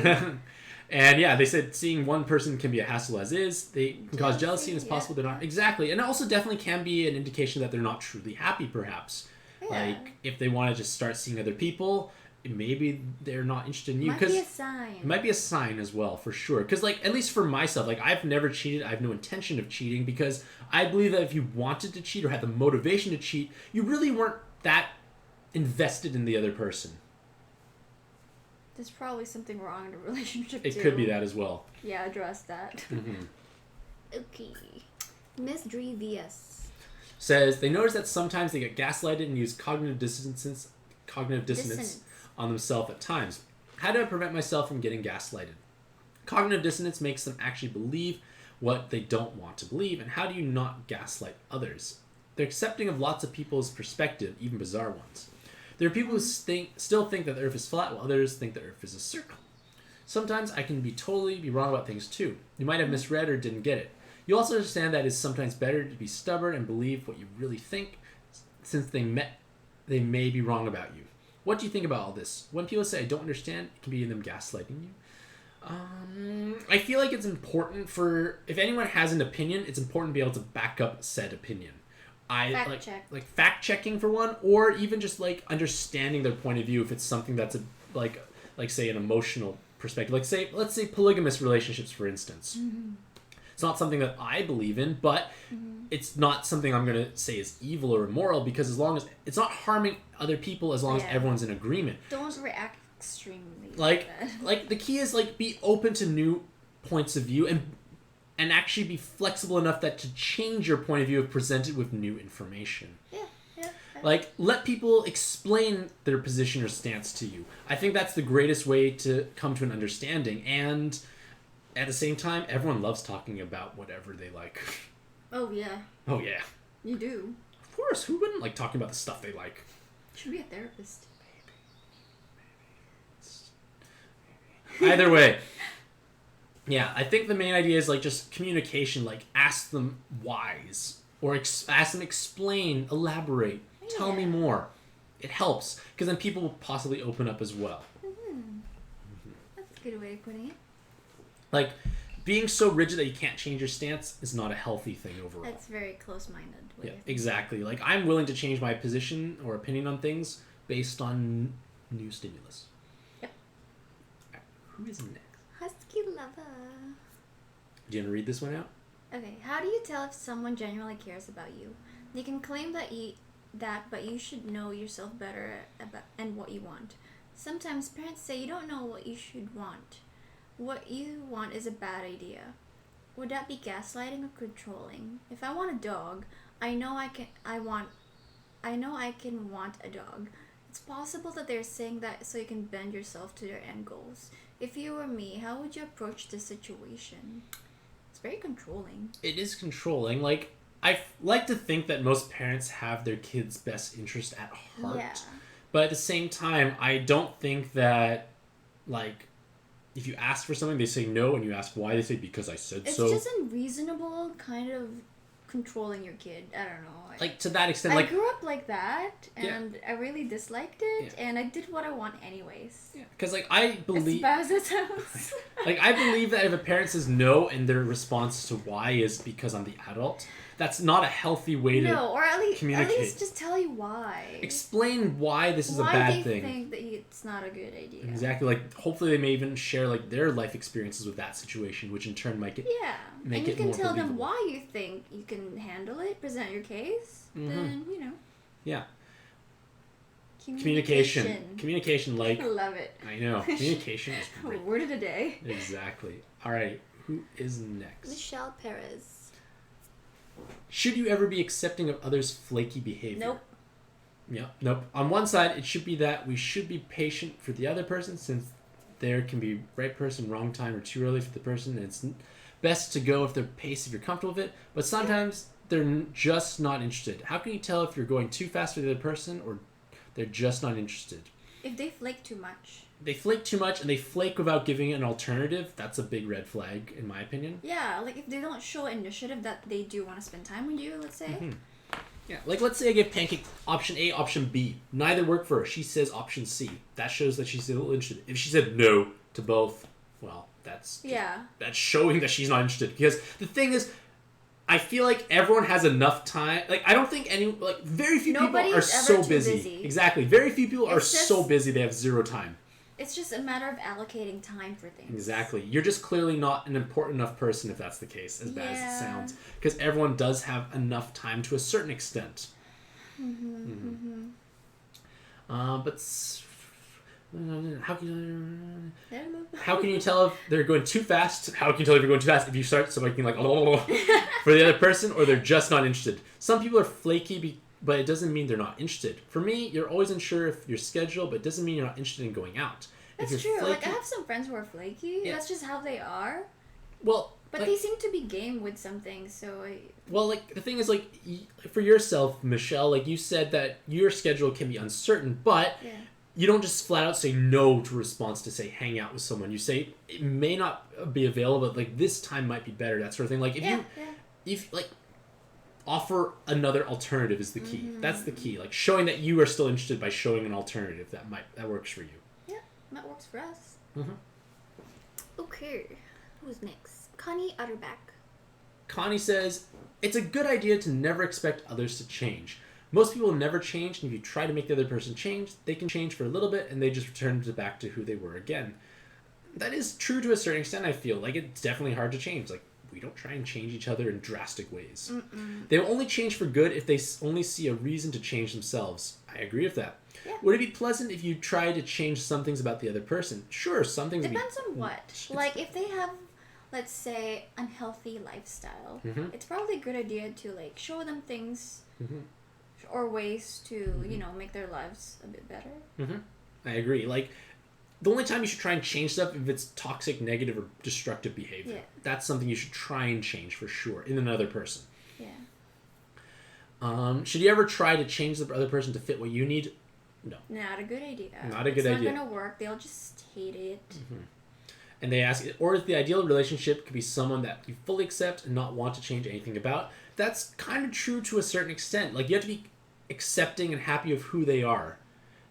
Like, they definitely will change over time, but you can't expect them to suddenly like everything that you like or think the way you think. Yeah. Like, when I met Pancake, I thought she was pretty great. Aww. I know. We had enough overlap that it works well. And communication. And we just like spending time together. Exactly. Quality time. Exactly. What would I want to change about Pancake? Going to gym? Being healthier, yes. Yeah. It's just hard. But I did cardio today, so I feel good about myself. Exactly. See, doesn't it feel great? Yeah. Fantastic. Like, you want me to go to the gym, but I would say things like, oh, what if I just did yoga or, like, indoor cardio?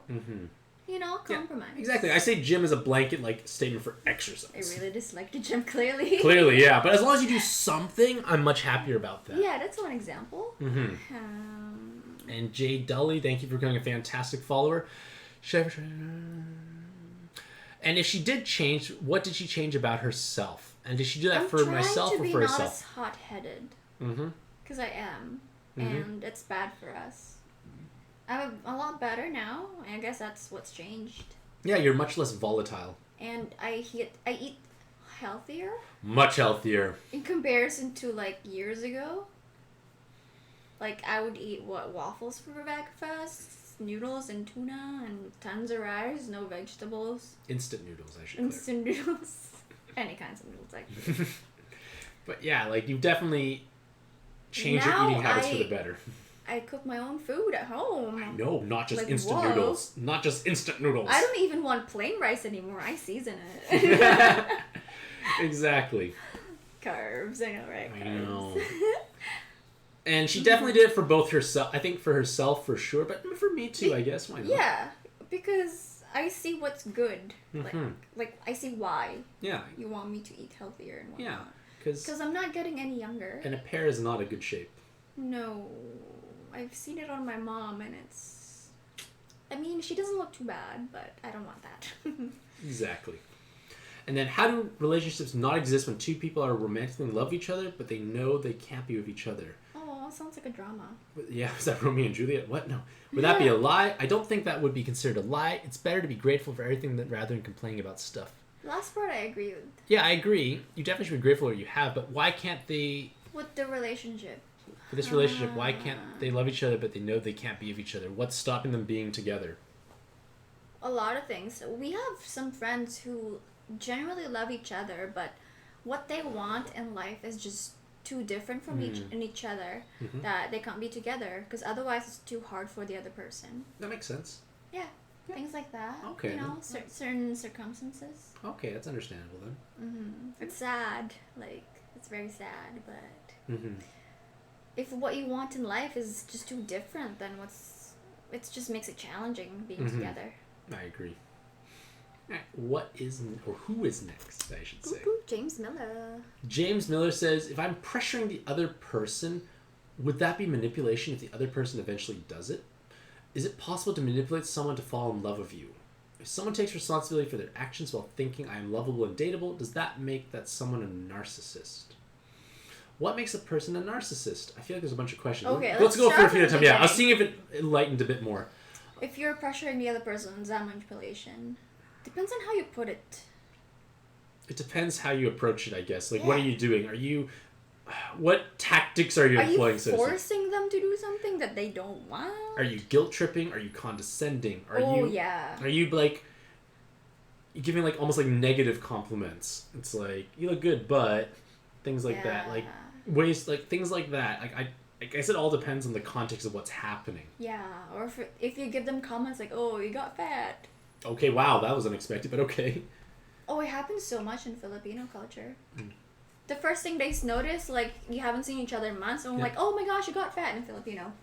Well, Like, that's whoa, unusual. what? Okay, that's wild to me. I know. I just read an article about that a few days ago about like how that's so toxic, It is toxic. and But they maybe don't see it that way. Or maybe they're concerned about your health. You could possibly view it in that light, but if they're not, then The it's toxic. thing is, I've always been skinny my whole life. Mm-hmm. Every time they see me, you're like, "Oh my gosh, you're so skinny." So it's definitely toxic sounding. So like they want me to get fatter, but when somebody's fat, it's like, "Oh, you gained a lot of weight." Yeah, that's not good. That's very. Are they? That's very bad. Are the It's people? almost Are the people who say this also overweight? most of my family's overweight, please. So then yes. So yeah. then yeah. That's why I hated it there. It's understandable. Yeah, it's like, why can't I just be happy? Like, I'm healthy. I don't I have know. sickness. I know exactly. Like, I'm doing well in school. I'm working. That kind of stuff. Like, focus on the good. Yes. Well, then that's just not unpleasant. But yeah, if you're pressuring the other person to... Yeah, it can be manipulation, but unless they're in a really bad place and they keep, like, they keep putting themselves into that scenario or situation, then it's good to pressure them to get out of that rut kind of thing. Yeah. Well, yeah, like I said, the motivation is for health reasons, but... Yeah, it depends on what it is. Yeah, really. but it just sounds like it's a case of the pot calling the kettle black, basically. Oh, I've never heard of that expression before. Oh, I know a lot of weird expressions, clearly. Yeah, you sound like an old person. I am a person. I spew I don't mean that in a wisdom. bad way. But I spew so much sound- wisdom out. What does it mean? Basically, being hypocritical. Ah, okay, cool. The pot, like pot's the pot. usually Well, black. like the pot and kettle, they usually are black from like old like the older ones, like they get burnt over on stovetops, Yeah, etc. yeah. So it's like, It's how I visualize it. yeah, there you go. Basically, being hypocritical is the idea. Okay, good. Things I learn. Anywho. Yeah. Anywho, someone takes. Is it possible to manipulate someone to fall in love with you? Manipulate? hard. It's hard. Like even if we watch It's like like making them like you. Is that the same thing? It's such a gray area. Yeah. Well, even look at like the TV shows we watch. It doesn't really work when they try and manipulate them. Like No, if you're like lying, pretending to be somebody you're not not, gonna- then that's definitely manipulation. yeah, and it's not going to hold up long term. No, it's not strong enough. Exactly. If someone takes responsibility for their actions while thinking I am lovable and dateable, does that make them a narcissist? I don't really think so. No. Like, if you want to be dateable, you gotta love yourself. And Yeah, exactly. Like take time to take care of yourself, make yourself look good, right? yeah, and also at the same time, like if they just talk about themselves nonstop without you even prompting them, that's much more narcissistic much. as well. Like, I do love talking about myself, but we have one mouth and two ears, so maybe we should listen twice as much as we talk. Oh, I like that. Where is this coming? Where does this come from? So much wisdom. I know, so much I wisdom. love it. What makes a person a narcissist? Basically, too much self-love, I guess, in a way, but like more so self-love that just drowns out other people, like talking over people, Yeah. not hearing their points of view. Yeah. Bringing others down and just lifting yourself up. Yeah. That's not good. How do I not manipulate others since they would think manipulation goes under the emotional category? Well, you shouldn't. Like, manipulation in my head sounds like you have ulterior motives. Youngling's loving it. Yeah, I know Youngling is loving it. My wisdom's just spewing I know, forth. right? I'm loving it too. Yeah. Where were we? Shoot. Manipulation. Oh. Emotional. Like, what makes someone a narcissist? Yeah, basically, like, they don't show interest in you whatsoever, I'd say. Or It's other just people. about me. Exactly, just about me. That's very selfish. Yeah. How do you not manipulate others since they think manipulation goes under emotional category? Well, being honest, like, don't have those ulterior motives. Like, say what you mean. Don't talk in lies and whatnot. What's the general rule for not manipulating others? Be direct. I think direct is important because if they know what's happening, they should be able to make their own conscious decision. Yep.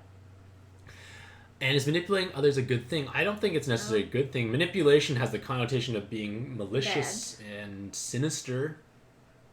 Oh, those are better words than bad. Well, I read books. You bad. You're bad.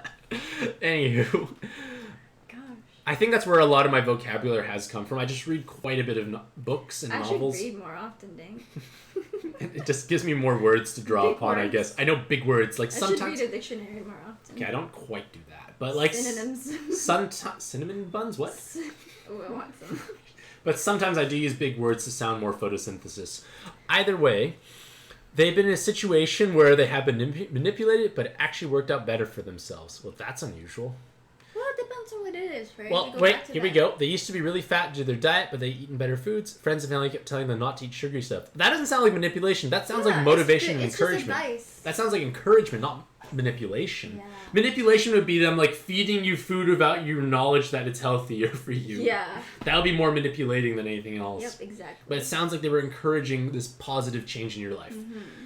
I used to want to eat sugar stuff all the time. They think it can be said they manipulate them into not drinking soda and eating candy. Would that be... No, definitely not manipulation. No, Not at that I think point. they're just being thoughtful of you. Yeah. Like, you know. Mm-hmm. But one thing that I found helpful for myself is that with pop, at least for myself, the biggest appeal is the bubbles. So what you can do as an alternative is like just buy carbonated water or get a soda stream. Like a soda stream is renewable and it will give you your money's value really quick especially if you had sodas on a regular basis. But the point is you can make your own bubbly water at home, saves you so much money, and you can drink it and not feel bad about yourself. Also, just cutting off sugar entirely, is that even possible? I can never give up sugar. I'm having really sugary coffee. And I'm right having now. water. Oh. Like, I love my sugar. I Mm. mean, moderation is key, I guess. Exactly. Okay, silver self. All right. What do they say? Do you watch movies also? Oh, yes. We watch a lot of movies. Love it. Pancake has definitely made me watch TV and movies more. I just love it. And, like, it's fun. It is entertaining. Like, when I was younger, I never watched stuff. I hardly ever watched anything. What is your all-time favorite movie? Interstellar. No, I have too many.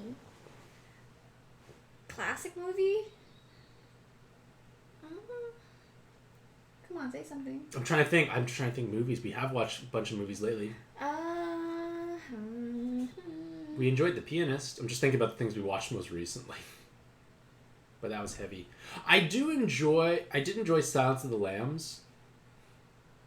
I feel like I do find a certain joy about manipulation, power, control. Jeez, I sound like a great person. But oh my god, Hannibal Lecter is a great embodiment of that, He's power, control, fantastic acting. But those concepts always interest me, and a lot of the books I do read have that concept. So Silence of the Lambs was definitely quite an eye opener in terms of just that is a movie experience, different than what you necessarily might have, but unique movie overall. I'm trying to think what else we like. I like Up. Up was nice for sure. Was it uplifting? I cried tons. Mm-hmm. I don't know. I actually watch it several times with different people, family members. Mm-hmm. Each time, I'm just touched. I mean, it's a feel-good kind of movie in the end. Yeah, for sure. It's understandable for sure. Yeah, I sound like a kid, but I don't know. I like it.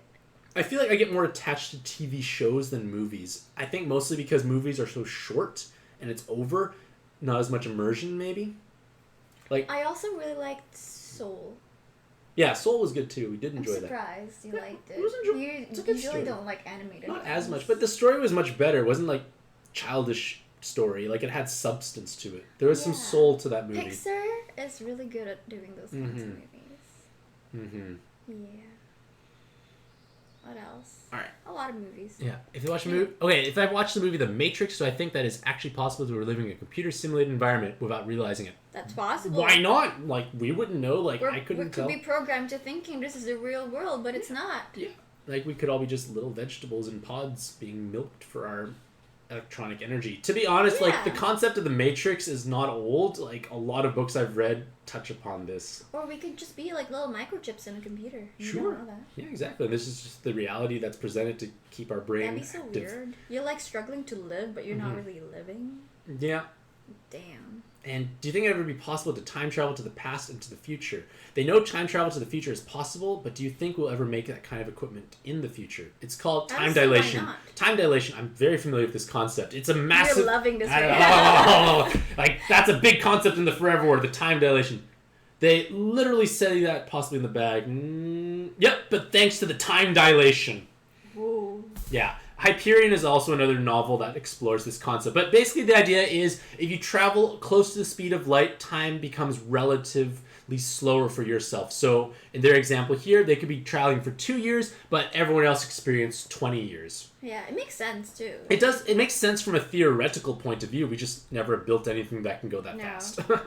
FTL, where you at? Where you at? But my point is, I definitely believe in those things. And that's probably why I like reading sci-fi more, because at least it's a believable concept that can actually manifest potentially in the future. It's not too far-fetched. Exactly. Whereas, the Forever War, there's that whole idea about time dilation and just traveling vast distances. But, having a dragon breathing fire, that sounds outrageously unrealistic. But time travel and space travel, definitely much more realistic. That's just my personal take on it.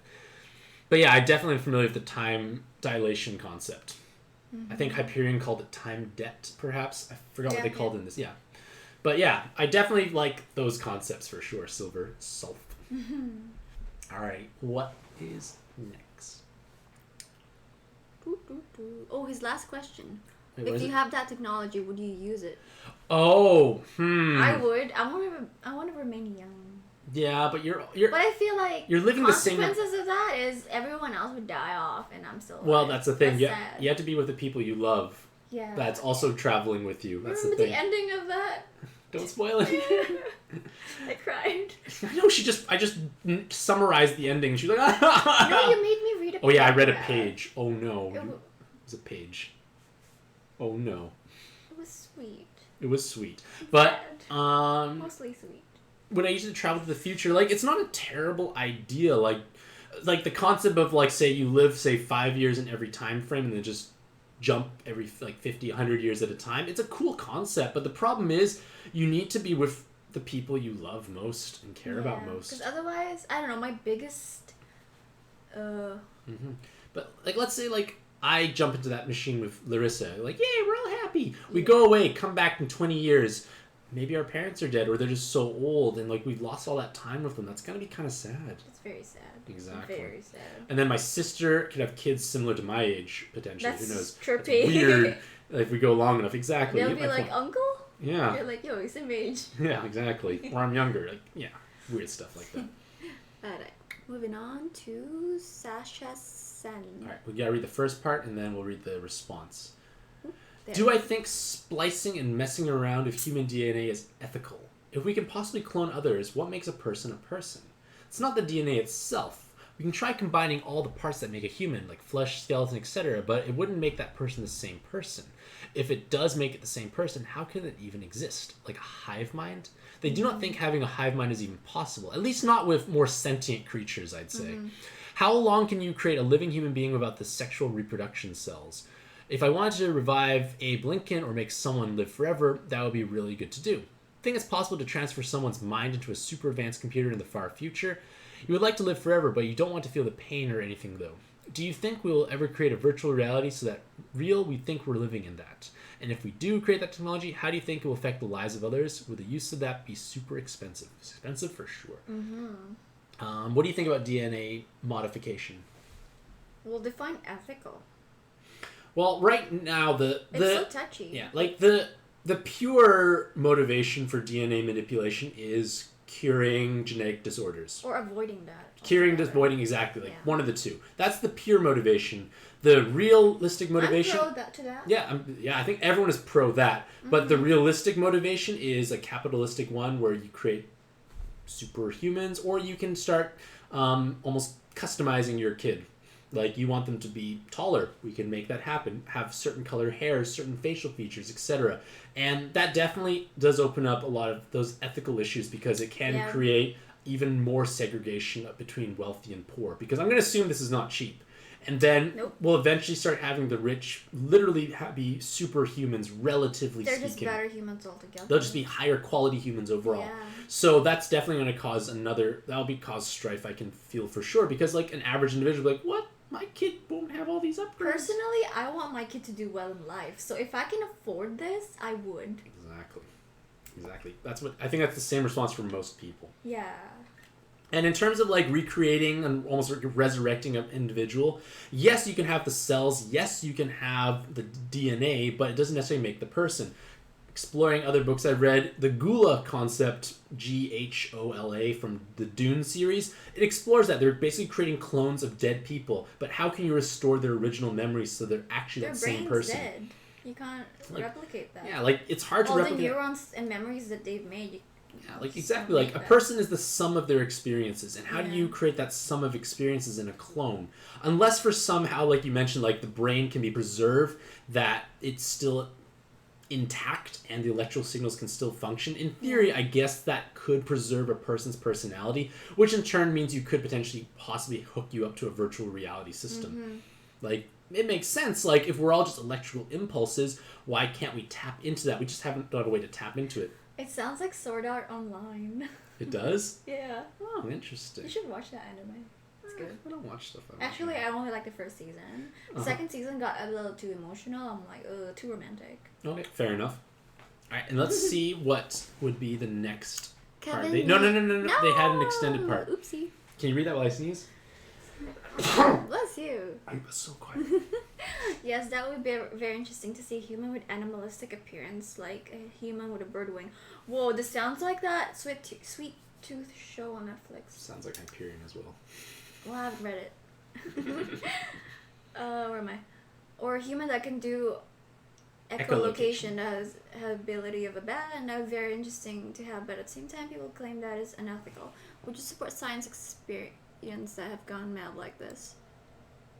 It sounds very experimental. I might consider supporting those types of experiments. No, it's not ethical for sure. we can see a half human, half monkey creature. That creature could also have the ability of other animals. I sometimes wish I have the animal ability, which is only possible if we can splice animal DNA into human DNA. Speaking of which, do you think it's possible to detect evilness in a human gene? Like if a criminal have to have a certain gene, and from that, if we can see that gene, we can remove that so that in the future that person will not be a criminal anymore. Is being a criminal based off of gene or their environment? I feel like it's both. I feel like it's environment, to be honest.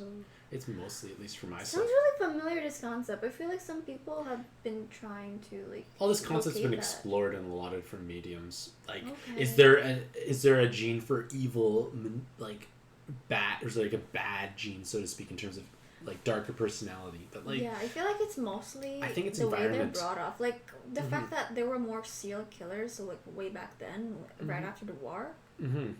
Yeah, like building upon But that. Basically, now? the idea is like in the 70s, 80s, like there was significantly higher cases of serial killers. Sure, we had less surveillance technology available, but it was the home environment that created it. You'd have veteran fathers come back from war having PTSD, not treated, they abuse their kids, which in turn creates this vicious upbringing cycle. That's all they know. They lack empathy. So maybe you could possibly detect something in an adult human that went through all these problems, maybe. But I feel like as an infant, we're not necessarily evil to begin with. Yeah.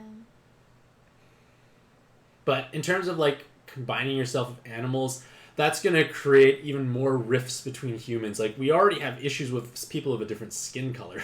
Yeah. Like, animal fusion will create more rifts. It will definitely create, I feel like, a civil war, like a global civil war in a sense, like and a race it's also war. not fair for those human beings that you create with those features. Yeah, they're born like that. They weren't It's consenting not for it. ethical at all. They weren't consenting for it. They're At the just same time, experiments. do we need to fuse humans with other animals? Like, what's the need for it? Exactly. All right, what is next? Kevin Ian. Says, if you can actually be like Superman, super speed, flight, strength, etc., how would you live your life? Ooh, you'd be so famous. So like You'd be like Homelander. So we watched The Boys on Amazon. Pretty great show, but I don't know, it's hard to say. Like, life would definitely be so different for myself, for sure. Flying could be confusing. They have swam before in Hawaii and just ended up being confused where he was in the location because the currents push them every time. They get lost, and I'm assuming it would be the same thing with the air, perhaps. But I'm not sure how I'd live my life. I guess you get used to it, flying. Like, in terms of shows that explore this concept well, that's kind of influencing my opinions, like Jupiter's Legacy on Netflix. It's almost like you have a duty to use that power. Like, do you have For a the duty greater for good. good? Do you have to? At the same time, do you put restraints on yourself to prevent yourself becoming too powerful? Be like God. Exactly. Like, are you above the law at that point? Like, is everyone else super? Or is you the only super individual? That sort of idea. But they honestly thought that they were in the place they're going to be, but due to the current, they were nowhere near the location. How do animals navigate through those confusions? They have... I don't know. They just know. They have something that gives them that edge. I don't know what it is, but there is definitely a scientific answer. If I were to swim from Hawaii to USA, you'd probably end up swimming into Africa or Asia or something. The current can be very confusing, disorienting where you go. Yeah, but at the same time, if you had these powers, you definitely learn... Your body's not built for that. Exactly, we're not built for that. Humans are not built to swim vast distances, so we don't have like that type of biology to aid us for like orienting ourselves. Yeah. And usually those fishes, they're in a school of like... They do it as a group, so they just know what to do somehow. So they're not alone. Yep. Angel Wen.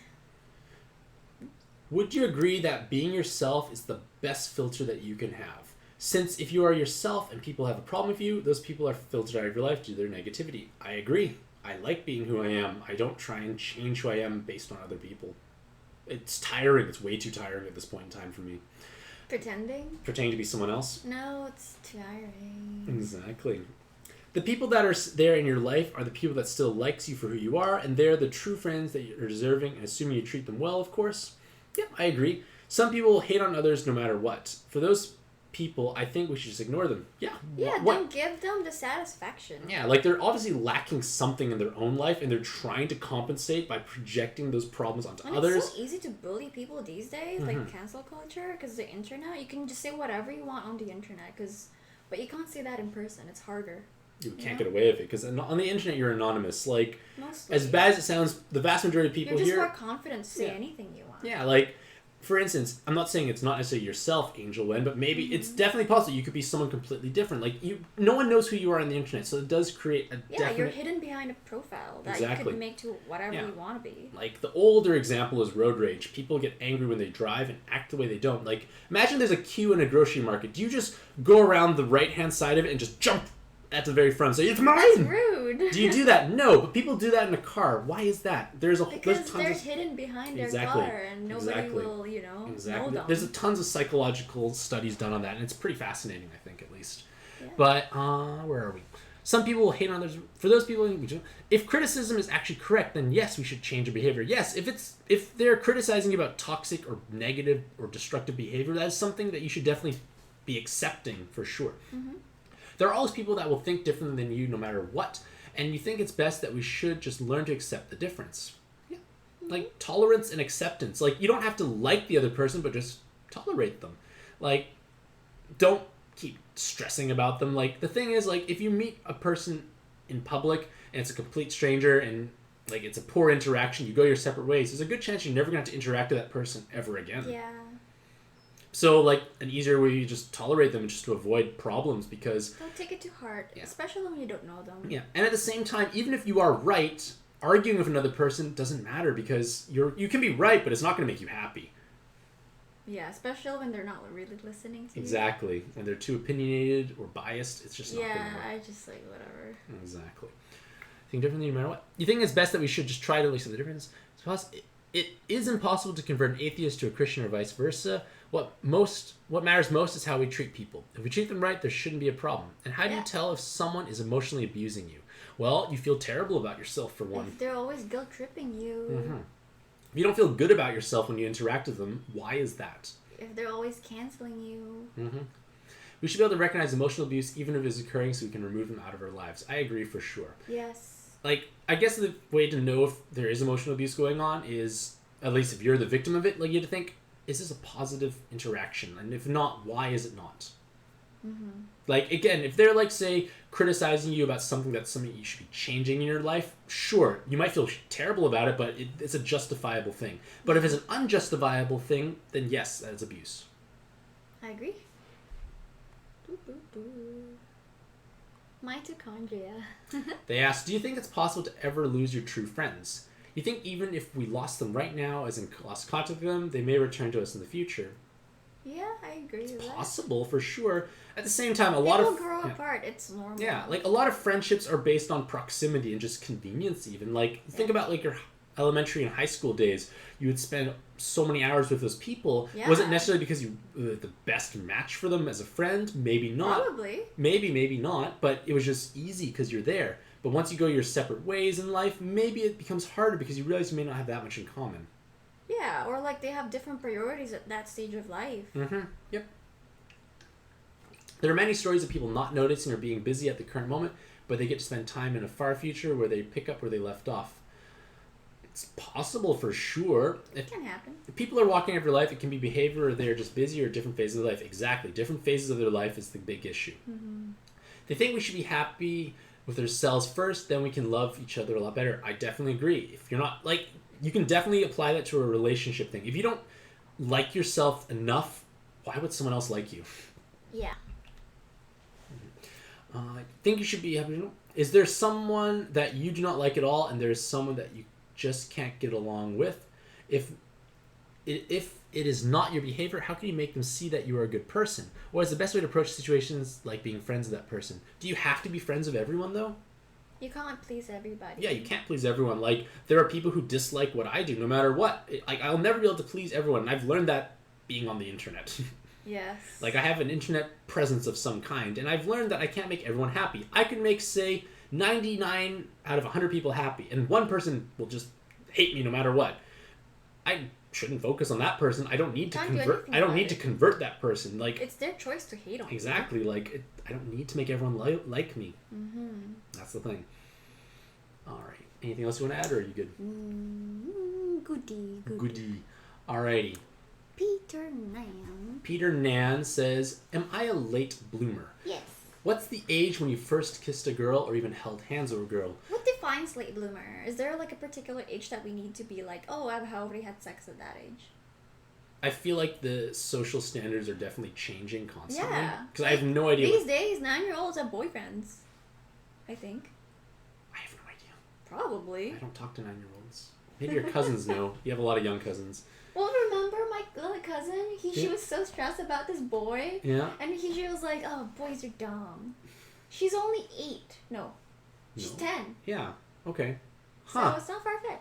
I think it's definitely, like, the benchmark is definitely changing just because of culture and media, for sure. Yeah. And also just because they're young doesn't make it invalid. No. Right? But they're asking my late bloomer, what's the age when I did all that stuff? It would be when I was 18, almost 19. Oh. What is this? Nothing. I'm just, oh. Either way, it was 18, almost 19. So I guess by that definite, I probably would be definitely considered a late bloomer for sure. I wasn't the coolest person in high school. I didn't physically blossom until later.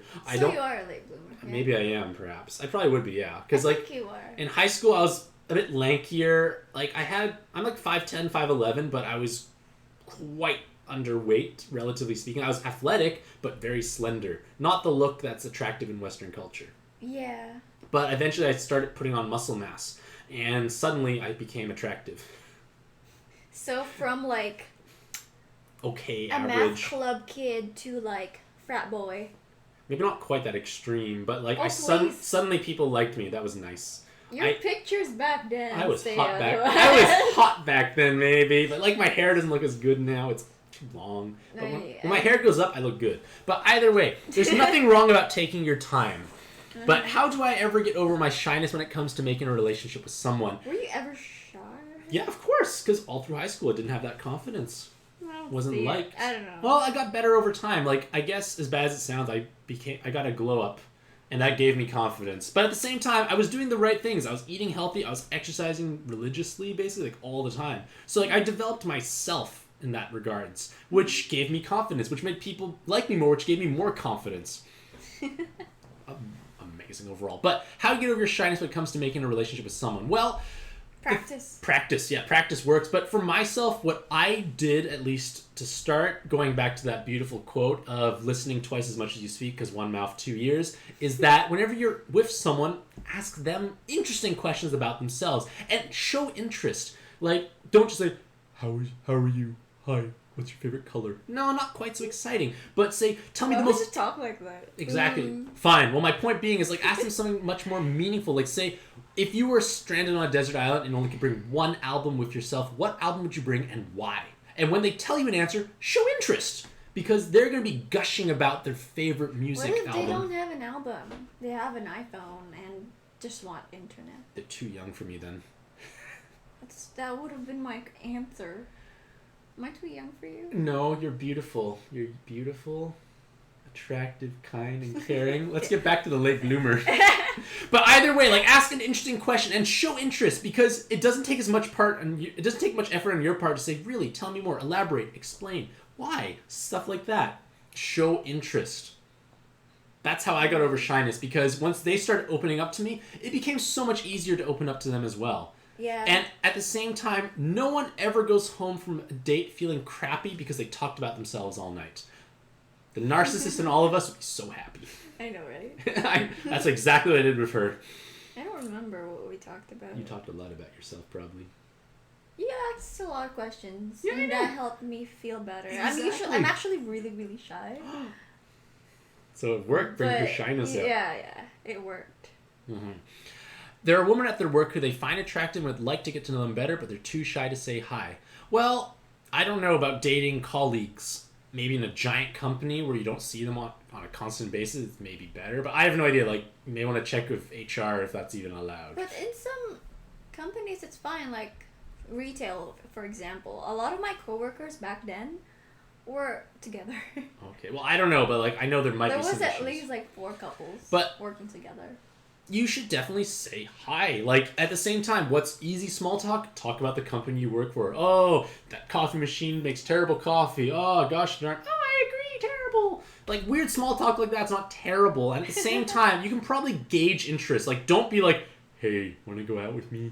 No. No, like, right away. not right away. You gotta build up to Build it it up. and see if there's a rapport. I guess a better way is, in that situation, try to become friends first. Make that your motivation. Be friends or friendly with someone. Don't have a sexual or relationship motivation. Like, yes, if you're using Tinder creepy. or a dating app, yes, the motivation is to get a relationship of some kind. But in your situation, it's not. So go into the mentality that you want to be friendly with them. Mm-hmm. And at the same time, you'll learn more about them. Like, ask them questions, like safe questions or cool questions like that. Favorite album. Mine is Crime of the Century by Supertramp. Okay. But they're too shy to ask it. They think they're an introvert and have a very difficult time making the first move. Well, one thing you can do as well, we're going to do it together. Come on. Come on. Come on. Come on. Interactive advice for Peter. We are going to power pose. Oh, yeah, I learned that. Tell us about this. What are we doing? Makes you feel confident. Why? Just Tell us what we're this doing. action alone. What are we doing? The power pose. Posing powerfully. Like, confidence. Spread your... Wait, wrong way. Spread yourself wide. Be proud. Don't take that out of context, please. Now, do this in the bathroom before you talk to someone. Mm-hmm. And then walk out feeling triumphant. Do you always do that before a date? I do it in my head. I don't need to do it physically necessarily. But you definitely can do something like that. It's not a terrible... Like, that's proven to work, actually, that technique, power posing. Yeah. It does work. I actually learned that in school as well. Mm-hmm. Like, I'm pretty sure when you It have, works. like before an interview, it makes you feel confident and just ready. You know? Before all, like, your performance reviews, I said do that, didn't I? Yeah. Yeah. And it definitely can help. Yeah. But yeah, like, power posing is not a terrible way to do it. But at the same time, Peter, work on aspects of yourself that you feel are lacking. Like, as bad as this sounds, I feel that the vast majority of individuals should be able to make their body look reasonably close to the way they want, I'd say. Like, you have the capacity to exercise, perhaps. Like, as long as you're a reasonably, like, healthy individual, you can exercise, you can eat well. As long as you can move. And exactly, like, even myself, like, I have so much health issues, but I'm still able to do a little bit. I can't do much. Like, this morning, I go pedal on a stationary bike. No excuses. And, like, it hurts, but I'm still able to do it, and I haven't, like, ballooned out into an unattractive... You're very disciplined. Yeah, like, discipline is important. Like, you can even make it more... Like, find ways to improve yourself that makes you enjoy it as well. Yeah, make it fun. And make it fun. Like, for pancake, what do? Like, you do, like, your... Dance. Instead of, like, treadmill. Exactly. Like, whatever. Like, just do something. So you definitely could potentially work on yourself. And as crazy as it sounds, if you think you're more attractive, you're going to be so much more confident in yourself. Yes. Exactly. You won't focus on the bad as much. Yeah, like, that's where my confidence came from. I realized I was reasonably attractive, so I just leveraged that. You just kept working on it. Exactly. Like, I did the right things. Like, I still exercise, still eat well, etc. Like, it didn't just fall into my lap, so to speak. You're also, like, a generally happy person. It helps when you feel good about yourself, I guess. Yeah. So, like... Or you just don't give a fuck about, like, the unnecessary things. Well, true, that definitely helps too. But yeah, like, having that self-confidence in your own image helps. Like, make yourself look more physically attractive. Like, buy better fitting clothing, perhaps. But again, exercise and healthy eating will definitely improve your confidence, I feel. I'm a strong believer of that. They know a relationship is a two-way street, not just being one way. Is being passive the best way to make friends? Is it just bad if both people are just passive since they're both waiting for the other to make the first move, but they won't? Well, the world is full of scared individuals too afraid to make the first move. So you need to find the confidence within yourself, Peter, to make that first move. Take that first step. And the other person will probably be so happy you did. Now, obviously, over time, if they never reciprocate or just interact, obviously it's not worth your time. But, like, make the first move is not a bad thing. Yeah. Just have that confidence. When they hang out, it's usually normally with just one or two other people. And they do go to board game meetups. And at times it's a group, but you just stay quiet. Out of the board game meetup, you only talk to one or two other people outside the meeting. Is that normal? It's normal to me, because I'm very quiet. Yeah, and at the same time, having one or two close friends is better than 1 to 200 acquaintances. Yeah. Like, And the fact that you're actually going to those groups is a good thing. yeah, like just talk to them. Like I said, like ask people questions. People love talking about themselves, and that's an easy way to make people social and open up to you. As long as you can ask compelling questions and actually show interest. Like, talk about board games. That's Yeah, what you're all exactly. talking about there. Like, right? for myself, I find what helps is adding certain stresses or enunciating a little stronger or even pausing for dramatic effect helps draw people in. Yep. Not gonna work this time. Not gonna work. It works all the time, please. But yeah. Let's scroll up. Okay. Some YouTuber asks, do you think we should shame others or just be accepting of all behavior? You know if I they're... say no to shaming others. What's the point? It just makes them feel bad about themselves. And what does it do to you? It doesn't really bring you up. You say, you know if your kid was to feed chocolate to a dog, which is bad, they would shame them for doing that. Yes, that's disciplining in that case. Is shaming a good thing as well? Okay, like the motivation behind shaming, and now at the same time, I feel like the word choice is not appropriate for at least that child situation. That's disciplining. Shaming, at least in my head, has like connotation of being more malicious, more negative, more manipulative. Yeah, like they're not doing anything and you're just shaming them for their behavior. But they say they thought to love someone is accepting of their behavior. If it is bad behavior and they notice the consequences of that, they would stop doing that and learn from the mistake. When do you think it is correct to shame others and when to accept others? Well, I wouldn't use shaming as your word of choice because connotation-wise, you're going to be more aggressive and more hurtful. It does sound aggressive. But like, if they do have negative or toxic or bad behavior, you should be direct and tell them this is not healthy. Yeah. But what if they think you're just too aggressive for saying that? Well, you have to obviously judge the situation and accordingly, but don't come off as aggressive is the key. Yeah, it's hard. How I would do it is just tell them how you feel, how it makes you feel, like that kind of behavior that they're doing. Yeah. Like, you can always use like the I feel this way, I don't like this, using I statements. Exactly. It can help convey exactly how you feel. Yeah.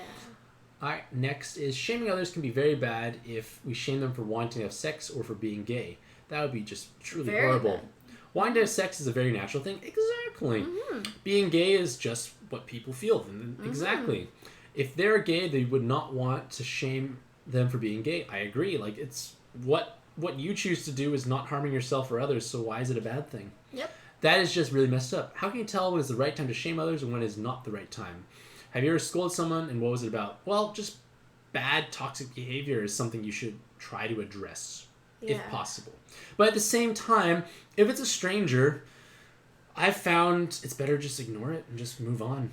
Because, like, you might spend all this effort and you just get into a massive argument. And it doesn't matter if you're right or wrong, you're going to feel shitty afterwards. And some people are so set in their ways that they're just not changing that. And if they don't even matter in your life, why bother? Yeah, exactly. Like, I find for myself, I will ignore... As sad as that sounds. I know, but, like, I'll ignore the vast majority of individuals I don't know. Because what's the point? Yeah. Like, I don't need to inject myself into their life. Yeah. They won't appreciate it either. Yeah, you're nothing in their lives. Why should they be... listening to you. Yeah. Exactly. So free. Says, what do you think a simp is? I thought randomly... I feel old just hearing that. Why? I remember the first time I was like, what's a simp? What is a simp? That would actually help everyone understand. I still don't fully understand it.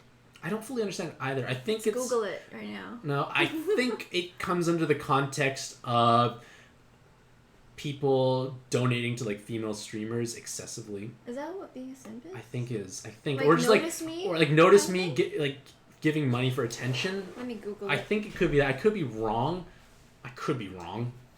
Like, they know they have zero chance, but they think if they throw enough money at the person, they'll get a chance. I think that could be it. I could be wrong. But they're asking what do we think it is, so technically Googling it. But you can Google it anyways. You can Google it still to see if we're on track or not. I just don't use that word. Me neither. But you can Google it to look it up. I'll keep going. They thought randomly saying "I love you" is really good, but it can also be it as means seen it's as a love foolish person. A foolish person.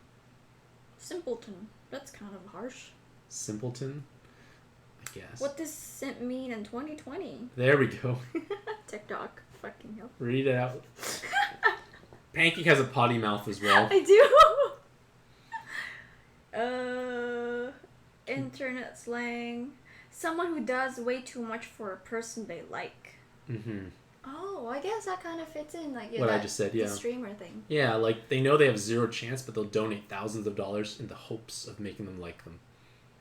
Sounds so sad. It does, but it's definitely a cultural thing where we're more disconnected from people, and you just have less human interaction. Well, as long as they mean well and the other person appreciates it, I don't see what's wrong with it. But no, they're being taken advantage of, I feel. Like, they have zero chance of actually interacting with that person. It's almost like that show we watch on Netflix where this girl would stream a lot and this guy would donate, and then eventually they met each other because he paid for everything for her to go to his country, and then he was expecting sex. He never got it. It was really sad. He could have had a real girlfriend, but he was spending all his time and money on that other girl who actually has a boyfriend. But he thought he had a chance because she was accepting all these money gifts or time from him. But it was just her livelihood. Yeah. And yeah, but... That was sad. Yeah. Okay, yeah. I guess you're right. Okay, so I saw randomly saying I love you is really good, but also be seen as love bombing. Well, you're devaluing it if you do it just randomly. Like, I'll say I love pancake. It a lot. Does it devalue it? No, but you say it to me, though. Yes. That's different. But I'm saying, there's using a context, possibly they just do it all the time, like randomly saying it. Oh, to anybody. Yeah, like, it should be a word that has meaning, at least in my head. But you're a sweet talker. Oh, thank you. You used to do that to me quite a lot. What? And then I realized you do it to everybody. What do I do? What are you talking about, little dove? You were so We're beautiful and just kind. Secrets here. You were so beautiful and kind. So yeah, that does devalue it. It can. Like, if you do it too much, sure. But I'm just friendly. I actually compliment people if it's worth complimenting. Like, remember... It's unusual. Yeah, when people don't react, like, remember when Ross came to help us move some boxes? I said, you look buffer, you look good. And he glowed so bright. Yeah, that's true. He glowed so bright because I just he goes to the gym. I guess I wasn't used to that. No one is used to it. I grew up in a country or like household where we just don't show that kind of affection or compliments with no expectation of return. Yes, that's the thing. Like, people oftentimes think people do something and expect something in return. I just genuinely said he looks good. You look buffer. I said, but you look buff stuff. But you're not flirting or anything. No, I'm not flirting. You can tell. Yeah. Well, pretty obvious. Well, pretty obvious with Ross, yes. He's a guy. And I have pancake right here. But either way, my point being is he lit up and he was so happy. But people are just not used to having compliments. But, like, at the same time, I only say it when it's real. It took me forever to accept compliments because I just wasn't used to it. Yeah, like, if it's genuine, it's not bad. But that's why I say, like, when you say I love you, I will mean it. I guess not enough people do that.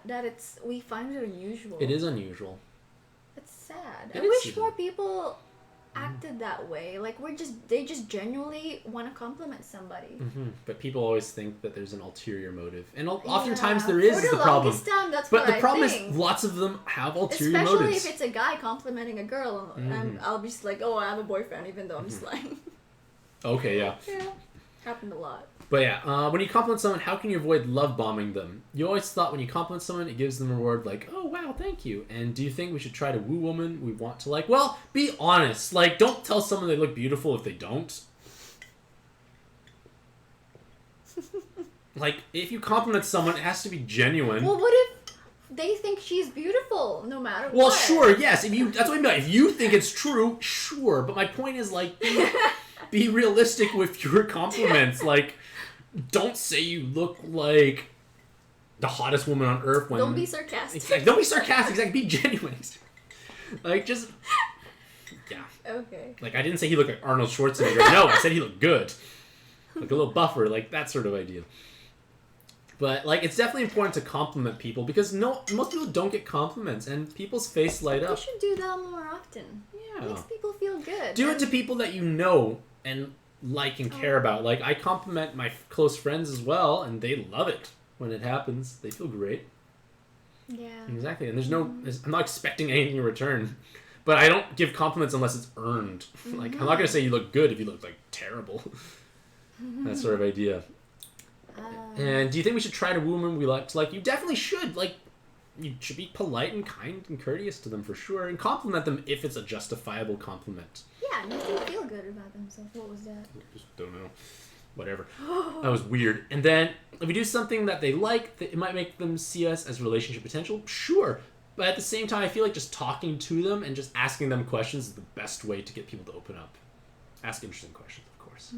It might make them see you as like, how do you suppose to get a good relationship? What do you do to have a good relationship? Do you do anything to woo Pancake? All the time. All the time, exactly. I compliment her on a regular basis. You ask about what I'm up to. Yeah. I don't know, just genuine, like, you just want to genuinely spend time with her. Yeah, like, she has interests that are not necessarily things that I'm interested in, but I still show interest in them. Yeah, it makes me feel good. Yeah, like, what is your current project you're up It makes to? me feel important. Go grab your current project of the stuff you do. Right now, I'm really into planning. Oh, show it.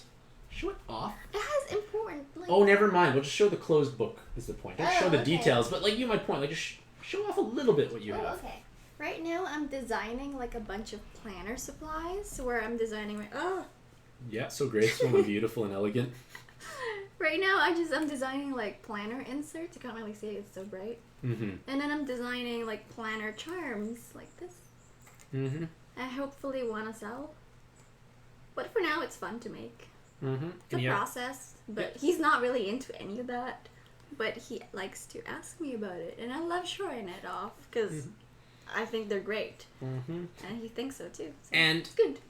Just in that last couple minutes, look how much her face lit up when she got to talk about something she liked. It works. I see what you did there. I know, but it works so well. But the key is you have to show interest as well. Like, when they open up and light up, embrace their light. Light. Yes. I Exactly. have a lot of lights right now. Yes, there's a lot of lights around this area. Alright, and puzzled, well, maybe you will get compliments in the future. But you definitely can work, everyone can work and improve themselves for sure. Let's scroll up. Save data. How can you manipulate someone to do things that you want them to do? And is manipulation bad? Well, Very bad. manipulation has that negative connotation to begin with. What kind of behavior are you trying to change or create? Is it a healthy thing you're avoiding, or is it a healthy one you're trying to foster? If it's not yes to one of those, it could be problematic. But how can you tell if they are doing the new behavior due to manipulation or them changing into a different person than doing that? We do change a lot throughout the years, and we're not the same people that we were 10 years ago. I definitely agree with that statement. Is begging them to do something manipulation? I feel like manipulation comes down to... Going back to that, doing something to the other person without their knowledge. Mm-hmm. And has that malicious intent. To me, that's manipulation. Yeah. Well, like, to me, manipulation is when you are trying to cause They're trying to an bend outcome. the way they think. Well, you're trying to create a certain outcome, but the outcome doesn't benefit the individual who's changing the behavior. It benefits the person telling them. Yeah. That's what I think manipulation comes down to. Like, are you trying to improve their lives or just improve yourself in some weird, convoluted way? Yeah. Or it can be beneficial to them, but... Is it their best interest at heart, I guess? Yeah. Mm-hmm. Sometimes it is better that they listen to us. All in all, is manipulation worth doing since it can help others? And what about gaslighting? Again, these are all negative connotations. Like, trying to change negative and destructive behavior is something I think is healthy to do. But if it's trying to change them to be more in line with what you want, with your narrative and worldview, that's not the right thing to do, I feel. Sometimes they're just wrong about their hypothesis, and people claim their view is wrong. That can be considered gaslighting too. No, not necessarily. Like, if you have an opinion, it's great to have an opinion, but you should be able to at least back up said opinion with why this is your opinion. I was Googling gaslighting. What does it mean? It's confusing. Alrighty, it's confusing. Can you explain it to me? It's kind of like just like form of manipulation in a way, I feel. Okay. Or like just trying to like make it so that they believe that their reality is not real and that only your reality exists. It's a way to kind of change. It's trying to change their behavior in a negative way, if I'm not mistaken. Okay. And what is not gaslighting? What is disciplining? Disciplining is trying to hammer out delinquent behavior. That's probably the right word for it. bad behavior. And disciplining is often I see in like a kid-parent relationship, so hence delinquent. But gaslighting, I feel like, again, like the motivation to try and make someone change, is it for your benefit or for their benefit? I guess that's a better way to think of it. Unless you have anything to add. Nope. I'm just listening to all your tips and I'm like, wow, this is crazy. Oh, this is great. It's Sometimes it's just things I never would think of, Yeah. you know? I guess I think about these things a lot, perhaps. I guess so. And also, we do actually have these kind of conversations between ourselves reasonably often, I'd say. Yeah, like after dinner kinds of conversations leading to like bedtime. It's weird. It's great. Yeah. We learn about each other more that way. Exactly, and different worldviews we have. Yeah. Or just views. And I'm open to that because I like listening. I actually do. Yeah, more than talking. Yeah, she has 2 ears, remember? Going back to that statement. And maybe I have a big mouth. You do. Thank you. I don't mean that in a bad way. No, look at the rain. Oh my gosh. Okay, it's pouring. I know, my sister's trying I to wish attend you a could hear wedding. that. Some people can hear it, actually, if we go really quiet. I don't know if they can. Maybe. Either way, who is next? Daters Anonymous. Alright. They do sometimes wish that they were born as Siamese twins so they can filter out their real friends. Wait, really? That works? How? Oh. The people that are making fun of me are not your real friends, while the people that like me are the real friends. Okay. Being rejected makes them feel very appreciative of what we do have. They try not to complain a lot. They used to not have a girlfriend before, but when they met her, they felt really happy that you have in their life. That's good.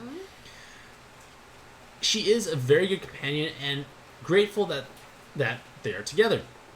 She gives them high hopes for the future, and they want to give her what she wants. Some people think they manipulated her into being their girlfriend, but that is false. Why would they think that, I guess?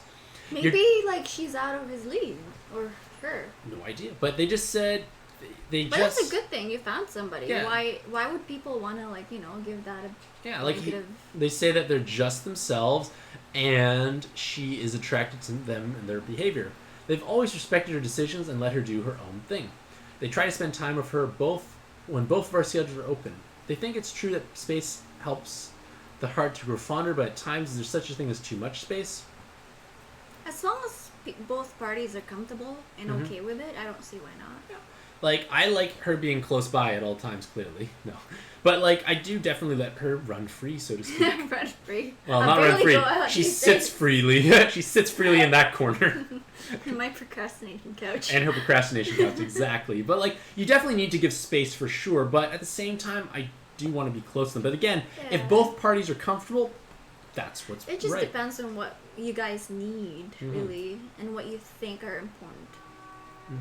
But they say sometimes we can grow apart from the other person and not even miss them anymore. And that's how friendships can die too. Exactly. Like, friendships will come and go. Like, the friends you had in elementary school and high school are not necessarily going to be your friends later on in life.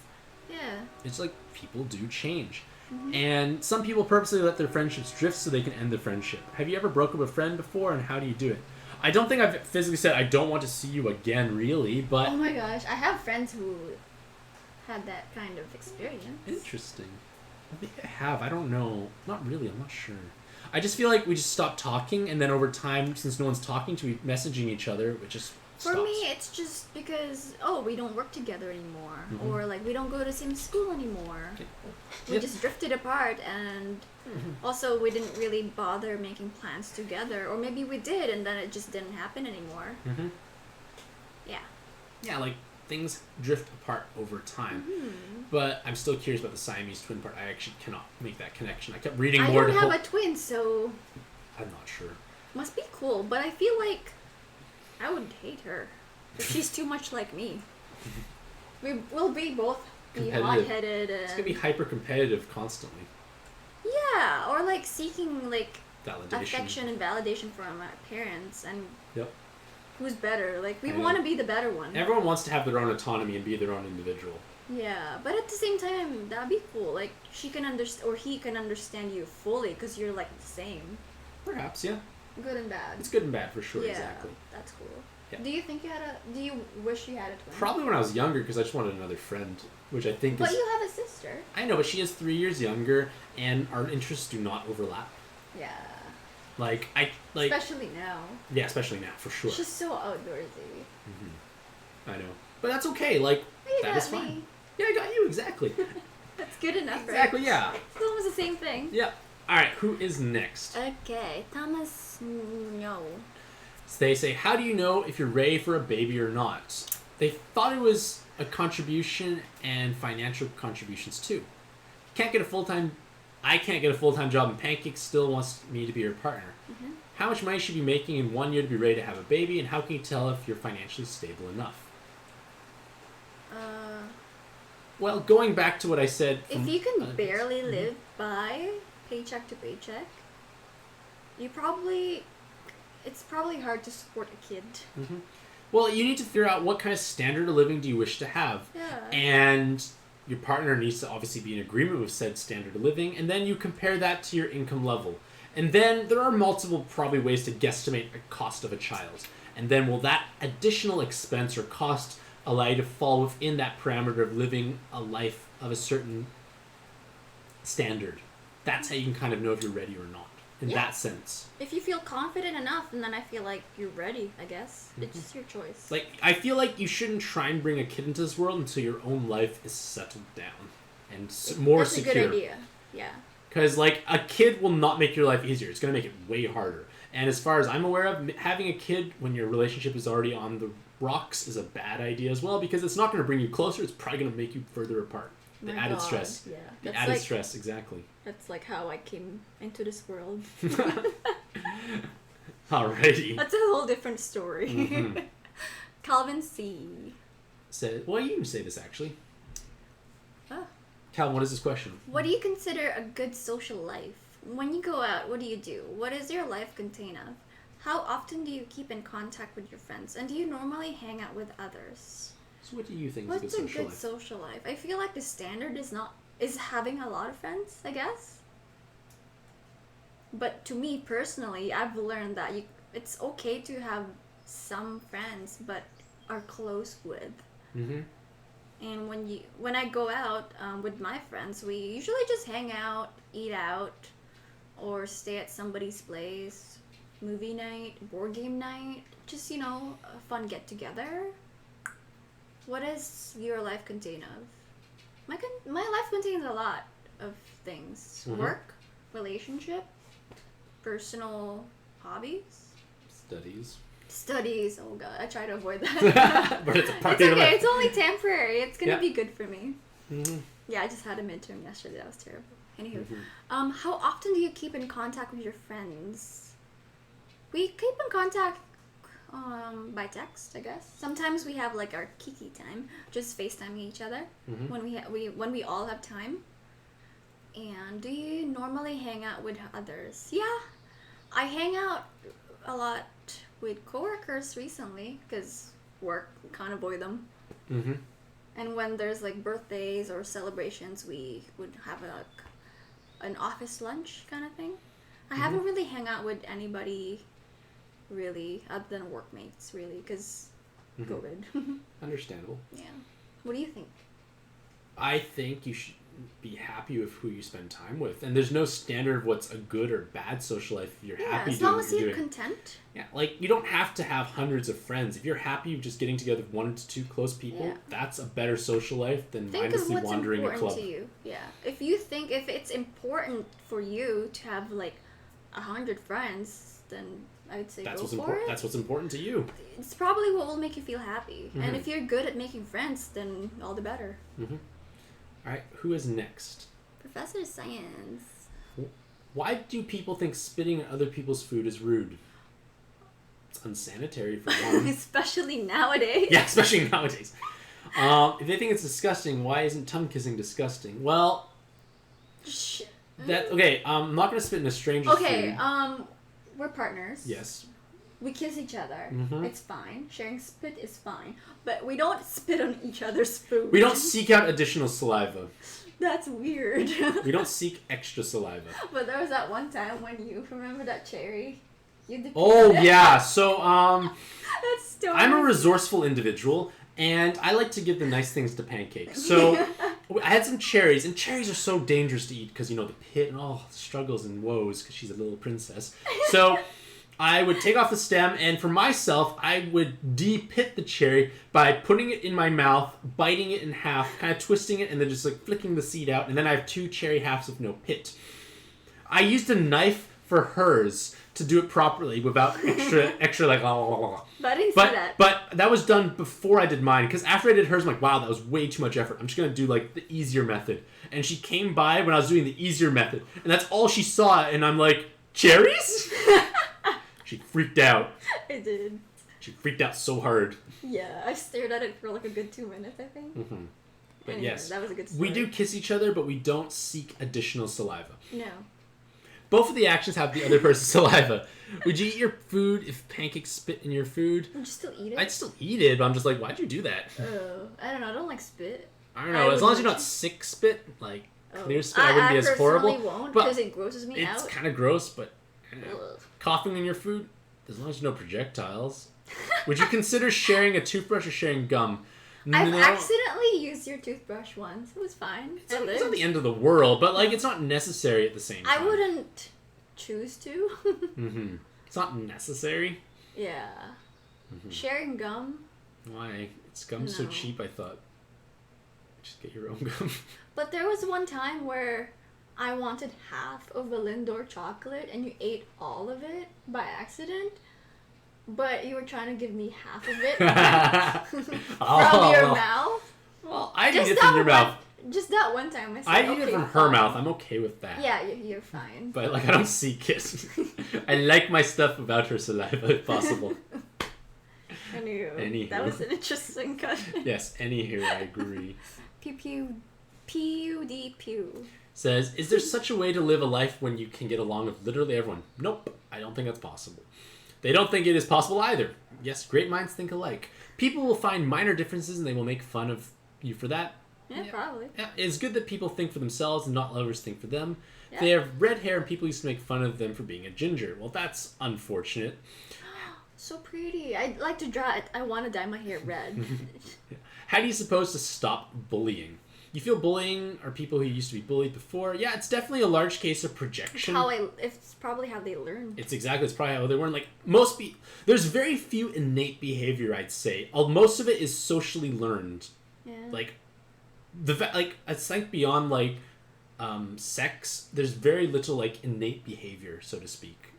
Like sex and sexuality, that's something that's kind of genetically imprinted in yourself, biology-wise. Mm-hmm. But all the social interaction we do have, it's learned. That pause. Hey, pausing for dramatic effect, remember?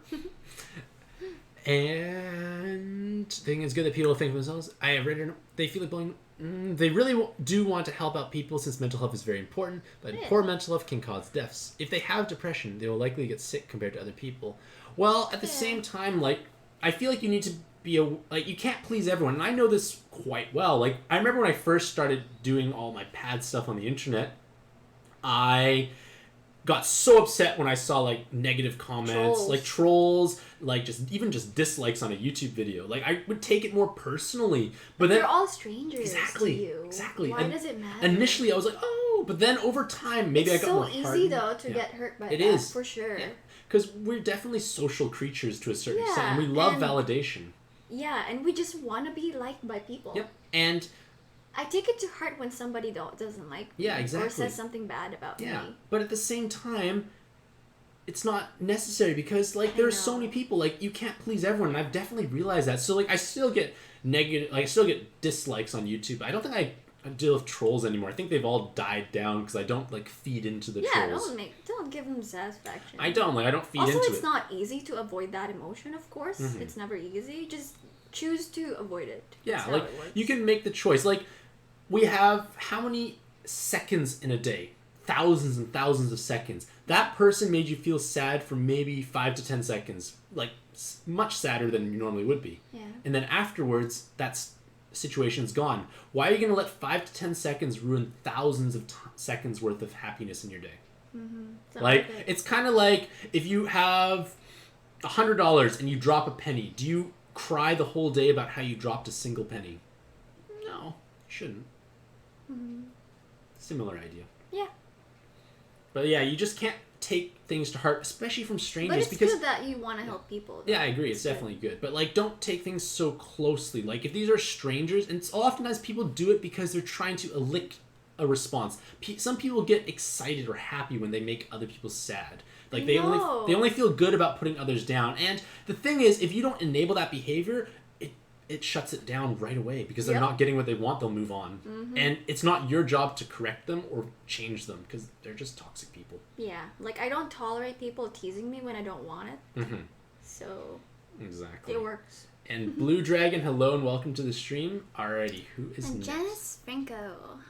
Alright, this is a pad question. Wow, it's been a while. Okay, I'll BRB. Alright, you'll BRB. How long do you plan on playing pad? I don't really foresee myself stopping, and I can get tired, I can have burnout, etc. But the thing is, if you do something and don't force yourself, it's still enjoyable. Like, there are times where all I do is I log in, do the gift dungeons, close it, and forget about it.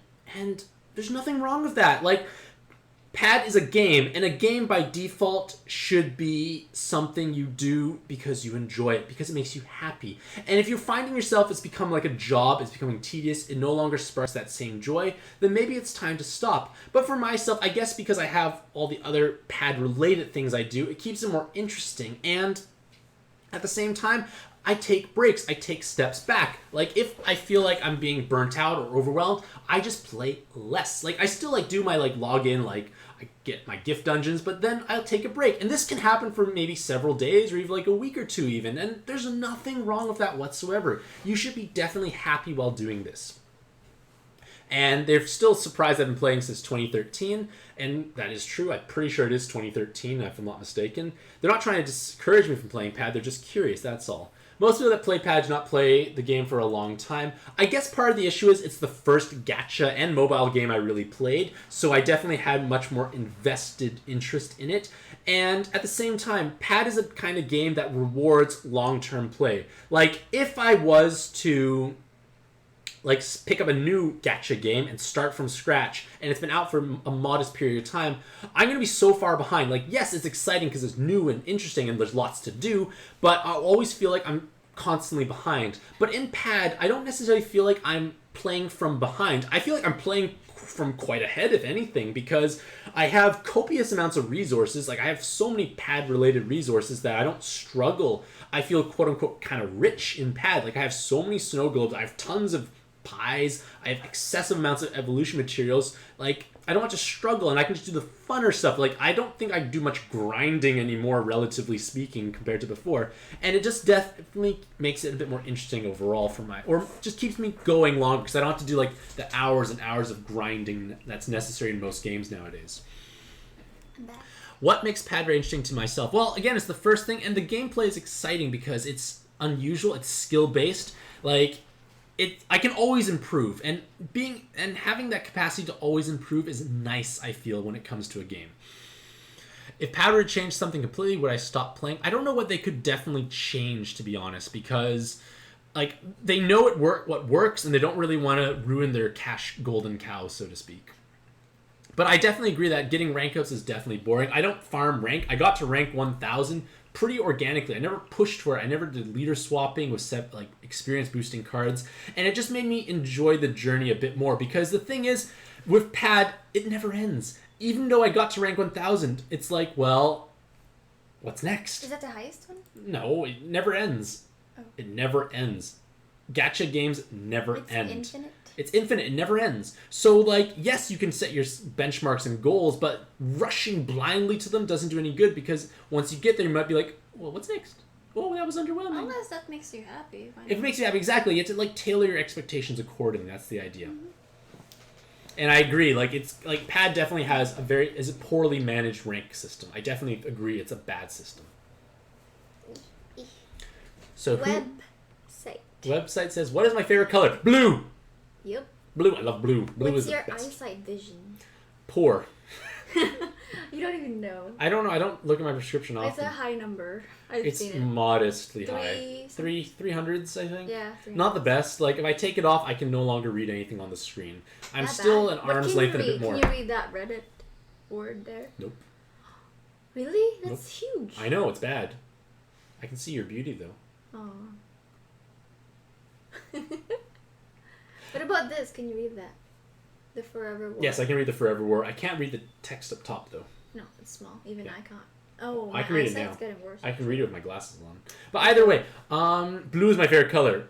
How Eyesight's long have kind you of been poor. wearing glasses? I've needed glasses since grade 9, but I actually wore contacts when I was younger. I used Even to be younger quite. than that? I used to be quite sporty Yeah. overall, and sports need contacts. Like, you cannot play soccer with glasses. Go for a header. Oh, let's smash my face in glasses. Bad idea. Puzzle said you look creepy. I look creepy. Oh, that's unfortunate.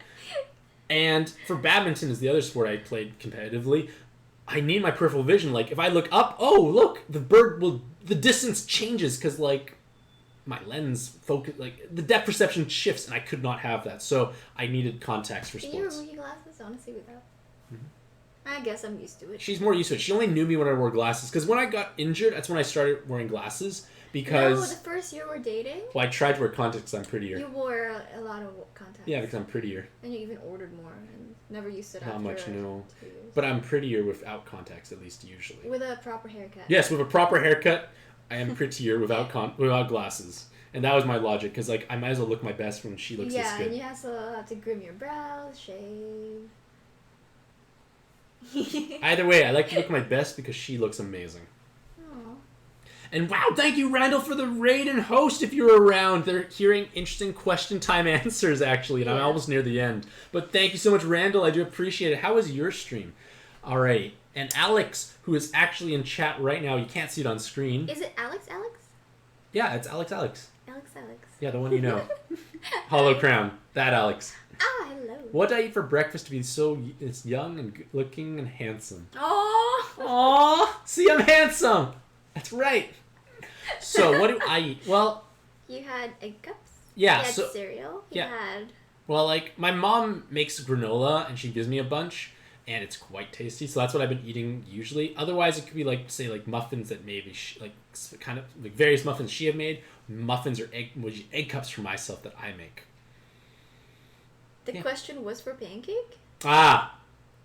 What do you do? But I'm handsome? Yeah, you're beautiful. I had for breakfast... What did I have? Coconut bread. And coffee. Well done. White flour and sugar. Carbs. Carbs. Carbs and sugar. Mm-hmm. Toast roll. Says, how do you decide how much skill delay latents to use on a card?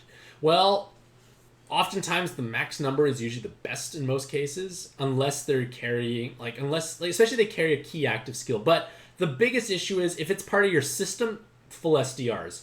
If it is something you need to have an active right away and the dungeon has a delay floor 1, SDRs. Otherwise, it can vary as well at the same time. It depends what the card is being used for overall. But they're asking because for preemptive delays, most monsters only delay up to 6, not counting those outrageous ones. So yeah, like I said, like say for World of Carnage 2, the first floor has a 5-turn skill delay. So if you need a card's inherit to be ready right away, make sure they have SDRs. I feel like it's kind of on an as-needed basis, but a general priority system in my head is like, can they benefit from a super latent? And if so, use that super latent. Or do they have a key active skill that has to be protected? Then SDRs. If you don't know what to put, SDRs are never going to be a bad answer overall. They're wondering if 2 SDRs is enough for Nezuko, who has a 4-turn skill, be charged after a 6-turn delay. Hope you're getting better. No, it'd actually only be maximum 4 turns, no matter how much you get delayed, it's always 4 turns. But for Nezuko, you probably want to have SDRs, especially if it's at the very beginning of the dungeon, you need to transform. It's definitely a problem. You don't want Nezuko to be delayed and not transforming, and therefore not giving the haste to let other people transform. And again, cleric-style active skills you tend to want to protect, because when you need them, you need that active skill. And then also, thanks for all the content. Thank you for the question as well. Samsung Photos account.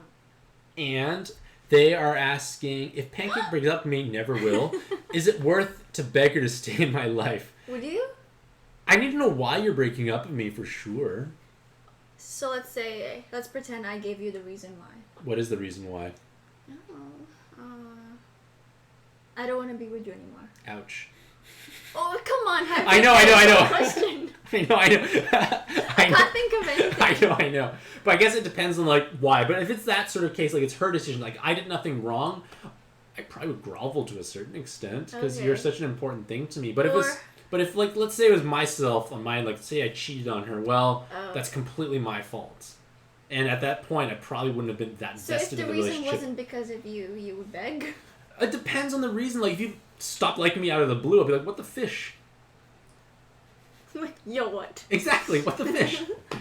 Yeah, but it is impossible to prevent a breakup because everyone is their own person. Yeah. It can be seen as desperate, but I guess it depends. Like, it all depends on the context. Like, if it's for no reason whatsoever, I'm going to be obviously upset and wondering why. Yeah. Exactly. Like, communication is important. Like, at least for ourselves, on the bright side, we talk about things that could be a problem right away, so it doesn't fester and build up. Mm-hmm. No matter how hard the conversation can be. Mm-hmm. It's important. We bring it up on a regular basis. Like, for myself, if she does something... Oftentimes I get upset. Yes, but it's your fault usually. That's just... But it is. That's just my reaction. I just cry easily. I'm like, oh, it's my fault. Okay, fine, I'll cry. Exactly. It's like, ah! But, like, the key is, like, I think to myself, like, within a day or so, if she does something that bothers me, I think about it for maybe, like, a day. And if it's something I can manage on my own, it's not worth bringing up, it's minor, I'll let it slide. And then is it just because of how I react? No, because it's not worth making small petty things a big deal. But if it's something I think is problematic, I'll bring it up. And then, for myself, as soon as I say it, I can just move on and forget about it, usually. You kind of notice that. I remember that meme you showed me yesterday. What? I don't remember. The girlfriend meme. Oh yeah, jeez. But either way, but once I tell her about it, I just let it go and I'm fine with it. Usually, right? Yeah. Yeah, I don't brood on the subject anymore. Like, I say my piece, move on, and let's do something else. Like, she's aware of her bad behavior. There's no point in, like, harassing her about it. Yeah. As for me, I don't do that. What? Tell me what's wrong? You just know by hearing bangs. Yeah, she bangs things when she's upset, I know. But it's not my fault even. What's wrong, and I'm like, nothing. And, like, 9 out of 10 times it's not even my fault. It's like... It's something small. Exactly. I'm working on it.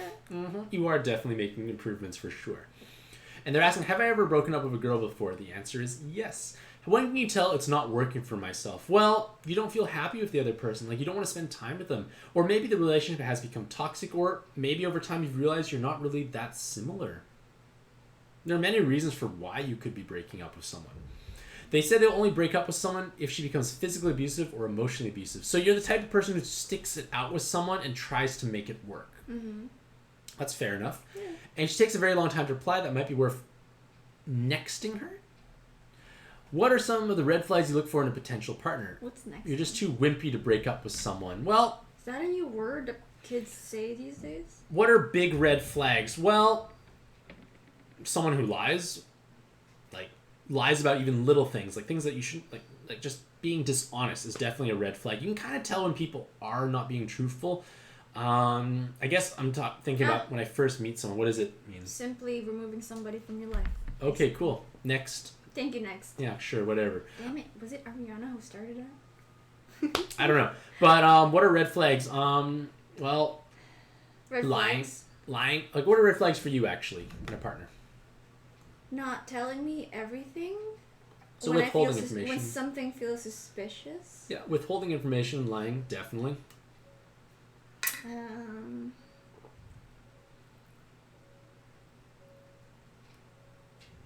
Someone who's too focused on things that are not important to me. Like... Behavior changes too? No, but I mean by if their priorities are in places that I don't value, that's like a red flag in a sense. Like for myself, like I know I have an internet presence, but I don't use social media on a personal level. Yeah. Like it's not something that I believe in or want to really partake in necessarily. Yeah. But let's say someone I met and they're just glued to their phone. They just are all about getting those likes and attention. That's a red flag to me because that's not an important aspect to my life. Do I do that? You're better, for sure. You still acknowledge I'm in the room. Yeah. Yeah. I still use Instagram. You do love your phone and you do love the internet, for sure. I do have like accounts I sometimes keep up with. Yeah. And post. That's okay, but like the thing is like you don't go out of hand. Like I'm talking about like a bigger red flag is like your whole life revolves around, like you build your life around the phone, not me. Okay. That sort of idea. Cool. To me, that's a red flag. Being financially irresponsible is a red flag to me. Because Do I shop too much? No, you don't go into debt. Okay. You spend within your means, at least. You shop more than me, yes. But you spend within your means, and that's important. Like, yeah. I don't... Like, credit card debt is really bad. Like, for some people, like, say, like, they have debt, and they're like, I'm going to go travel the world and get more debt. Well, I think that's terribly irresponsible, and I do not want to be with someone like that, because they might even view me as a way out of that, potentially, because I avoid debt if possible. Yeah, your debts are productive debts. Mm-hmm. Mortgage. Yeah. What is next? If she takes on, they have a crush on a couple of people at their workplace. How do you talk to them? You feel like you're really shy and it's hard for them to introduce themselves to them. What would you do if you were me? Well, I'm assuming you work for Samsung, perhaps, maybe the photo department. Who knows? But just introduce them and say, hey, like, what department do you work for? Like, if it's a big company, that's an easy way to make small talk. And then, what are, like, the small nuances that people, like, know about in your company? Like, almost like inside jokes for the company itself. Kind of touch upon those subjects. It's not a terrible way to make an icebreaker. Relatable. Like, for instance, let's say the coffee machine on floor 3 is better than the one on floor 2. Bring that up. Something like that. Damn, must be a rich company to have so many coffee I don't know. machines. Samsung's a big building. I don't know if they might have a big building. I have no idea. I never worked for a big company. I know. But my point is, find, like, weird inside jokes that only people who work at the company know about. And just use that as... But be yourself. Yeah, be yourself for sure. But you can use that as the initial segue. Be like, hey, what department? Like, I'm Bob. Well, they're not gonna say I'm Samsung photo account, but hey, I'm Bob, and I work at this department. Like, and just like start with that, and then eventually, if they seem receptive to you, because you can kind of judge if someone's interested or not. I feel, because people who are interested will respond with more words than necessary. Yeah, they're not just gonna like be. Yeah, cool. Bye. Exactly. Like you can kind of know. Like, I definitely feel that people who are interested will respond with more words, and if they're talkative to you, it's a good sign. And then you can kind of do those other segues that I suggested, like just asking like interesting questions, like hypothetically, you're stranded on a desert island. Just don't appear creepy. Yeah, don't be creepy. Like, key is like try and be their friend first. Mm-hmm. Don't try and be like, I'm going to date you right away. No, doesn't work. Because if you come across as friendly and just wanting to be a nice person, that shows confidence. It doesn't look like you're reeking of desperation or anything along those lines. Be smooth. Mm-hmm. Exactly. Well, smooth, yeah. Yeah, exactly. I don't know. I'm bad at those kinds of advice. You're pretty enough. You get away with it. I don't do that either. Well, you just get by. People approach you. I'm a girl. That's true. You are a girl. And people do approach you. Yeah, I guess. You know. You know. Exactly. But, like, just try and be friendly to start with. Don't try and have, like, a sexual or a relationship undertone of any kind. Just try and be friendly. That's the best thing I can suggest. I can agree with that. Alright, who is next? Mr. Museli B. They asked their girl to hang out with them, but she said she's busy. Is it right for me to send the relationship if she continues to say busy? Is it rationalizing bad behavior towards how she's treating me? If she really likes me, would she want to hang out with me? I'd say the answer is yes. Is there a scenario where you just don't feel like hanging out with Pancake at all? Or am I overthinking things and she's still into me? Well, does she say she's busy and that's it? Ends it at that? Doesn't say why? Not necessarily why, but like does she offer alternatives? Okay. Like I said, like don't say, do you want to hang out on Friday at this specific time and no other time? Give multiple options and space them out modest times apart. And if she keeps saying no to every single one and doesn't offer an alternative, it's an indication that she may not be as interested in you. And it's very one-sided, perhaps. Like, you may just be a relationship of convenience. Some people just like having that obedient pet or puppy that just adores them on their convenience. Yeah. I'm not saying it's that situation, but you need to determine whether or not she is, like, at least reciprocating in any way if possible. If she really likes me, what do you think about this? What? Which one? The same question. Like, is it right for them to end a relationship if she continues to stand busy? I mean, if you have never hung out with them for so long and she just kept saying, oh, she's busy, she doesn't even say why or like make the effort to like, you know, try and make it up like on a different date or something. I agree. It's probably a good reason that she's just avoiding you. Yep. And it's not worth it. It's not worth it. Like, you are a person who has value Should should be probably treated like like that. talk her down and be like, what's going on? Yeah. Like, do you still like me? Yeah, that too. Be direct. That always helps to be direct. Because tell her how you feel. Like, you feel like, oh, I feel like you're just avoiding me now. What's wrong? Kind of thing. Yep. Confront her. Exactly. In a non-aggressive. I love communication. Yeah, it's very important. That's the word of the day. Yes, communication, not photosynthesis. No. Casey-an. Have you solved a Rubik's Cube before? No, I actually never have. I've never owned a Rubik's Cube. I think about it. Me neither. So I don't know how long it would take me to solve. I tried. Do I like playing social deception games such as Werewolf? They're okay. It all like those types of games hinge heavily on the people you play with. Yeah, or if you're good at like bluffing. You just need a good group, to be honest. Like a good group of people who all like each other and are reasonably close, I'd say. That definitely adds to it. Like social deception games are not so much about the game itself; it's about the group of people you play That's it with. very true. But yeah, Werewolf is the one that comes most to mind. I guess Nemesis almost is like that, But much you haven't cooler. played it. It's not here yet. I know. It's delayed. But yeah, like they're okay to me usually. But it's more so about having the right group of people. Kevin Romero. Says, if a significant other ignores me, how can I fix that? Supposedly, if someone stops talking to you suddenly and they never respond, they have ghosted you. How do you prevent people from ghosting you? I don't like being ghosted. Unfortunately, you just can't prevent that. Yeah, I don't think you really can It stop just it. can happen is the thing. Mm-hmm. Exactly. Like, it's gonna never hurt and happened suck. to me before, but Your friend has had it happen. yeah, that's really sad. Mm-hmm. But you can't do anything to stop it. So, yeah. But at the same time, if you think they're ignoring you, just try and reach out to them and directly, like, be more direct about what you ask. Like, just ask, like, you can ask, hey, are you avoiding me? Like, if you really want, because, like, if they don't respond, then yes, you know for sure. Yeah, like after a few tries of trying to, hang out with them. Yep. And if it's to no avail, then... Or at the same time, you can even just almost ghost them in return. Not necessarily like if they don't if they never respond back, just stop initiating, and that in turn just stops the communication. But at the same time, it probably was because they weren't interested in you.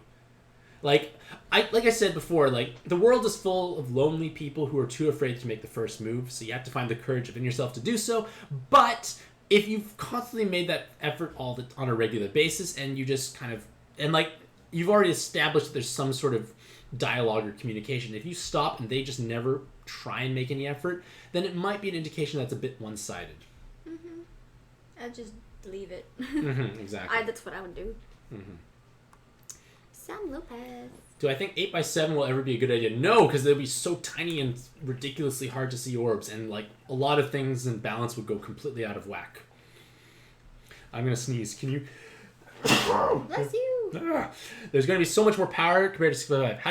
How do you calculate the increase of power from smaller to bigger board? I don't know. Like you get from 6x5 to 7x6, you get 4 more possible combos. So anything with a 10 combo awakening becomes much more viable with little effort. I don't think 8x7 will exist. It just sounds silly. Canning Tring. When people cry, is it because they are upset at something or they are sad about something? Probably either or both. When a baby's cry, it's usually because they're upset and need something. They also don't know how to communicate, so Yeah. that's the only way they know how. Yeah. On a side-related tangent, when we have a kid, we're going to try and teach them very basic sign language from the get-go. Just like yes, no, hungry, full, poop, etc. No, seriously, it works because a baby cries because they cannot communicate with what they want. And they're frustrated. But if you give them a medium, because motor skills will develop faster than voice. Either way, it's usually because they're upset and need something. Is crying the same thing as being upset? They can be... Maybe. They can be different. It can be the same Sometimes or different. I cry when I'm upset. Exactly. It can be either or. Like when you tell me things that I don't like. Yeah. If it does happen. Yeah, of course. But it doesn't have to be bad. Have you cried before? Have I cried you did, before? what did you cry about? Not much recently. About my health problems I've never mostly, seen you and that's cry it. ever. But that was in a hospital when I was getting drugs, and that they had to that was I've different. seen you almost cry. Yeah. That was when I don't know. I don't want to bring it up. Yeah, but that was after a procedure failed, and I was just pretty devastated. Yeah, it wasn't was the that best. one. Yeah, things like that doesn't make me feel good. Yeah. But yeah, at least that's a justifiable one in my head, at least. Yeah. I cry easily. Yeah, and maybe I have almost some of that toxic masculinity still imprinted in my head. But at the same time, I don't like hide my feelings. But To a certain extent. I was never raised with crying. That's the thing. It's just not a learned behavior. No. It's not a learned It's behavior not a for me. habit either from you. It's not at all.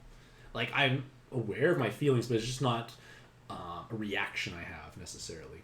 Like, for me, it's when, like, there's despair. That's usually when would happen. Yeah. Who is next? Barbara Streisand. Very close to the name, but funny nevertheless. What is the greatest feat that I've ever accomplished in life? Meeting Pancake. Oh, Oh, I wasn't expecting I know, that. so romantic. What's yours now? You're probably going to say something like all serious and noble and whatnot. How do I top that off? I'm not gonna just lie. You can't say it's about meeting me because I've already done No, that. I mean, it's still a good thing. I don't know. I found someone I'm truly happy with. So to me, that's the biggest accomplishment for myself. Yeah. What will you say is your... Alrighty. Have I considered exercising every day so I can help everybody? I do that as much as I can. I can answer it. I'm ready. It. Starting a TFSA account. Well done. Good jobs. TFSA is tax-free savings account, which is the most efficient medium for saving in Canada for lower income. Adult. Have I considered exercising every day to help my body? I do my best to do stuff. I encourage Pancake to do so as well, actually. I do what I can within my means. Yeah. Getting stressed over anything can make you more likely to be sick. It messes up your immune system. What do you stress about? And if you do stress about something? Well, I don't... Situation. Yeah, I stress about my situation, but that's a different thing entirely. It's not a normal thing. But at the same time, I don't stress about small things. Like small things that I can't control, small things that are not worth worrying about. Just let it go. I just let it go. Because it's not worth it. Like, it's such a small, insignificant thing. Maybe because I have a different perspective. I just have much bigger and more serious problems that small things don't bother me. But at the same time, just letting go helps. Like, Elsa let it go, and look how happy she was. Like, you need to let go of things that you don't have control over. Like, I know there's a book that exists, like, Don't Sweat the Small Stuff or something like that. How to not give a fuck about... Wait. You just want to swear, I guess. No, there's that book. It's orange. It's orange. Wow, I love how you describe a book with a color, not with the words. Very helpful, thank you. It's the only orange book we have. Artemis has orange parts to it. Dang it. Either way. Gray. Anywho. Either way, I don't stress about small, minor things. Like, I worry about bigger concepts, at least for myself, which is, like, health-related stuff. So, like, that's usually the only thing I really, truly stress about. But at the same time, a lot of it's beyond my means. Like, for instance, I'll go back to the exercise thing. Like, for a longest time, they were told, like, you gotta exercise to get better.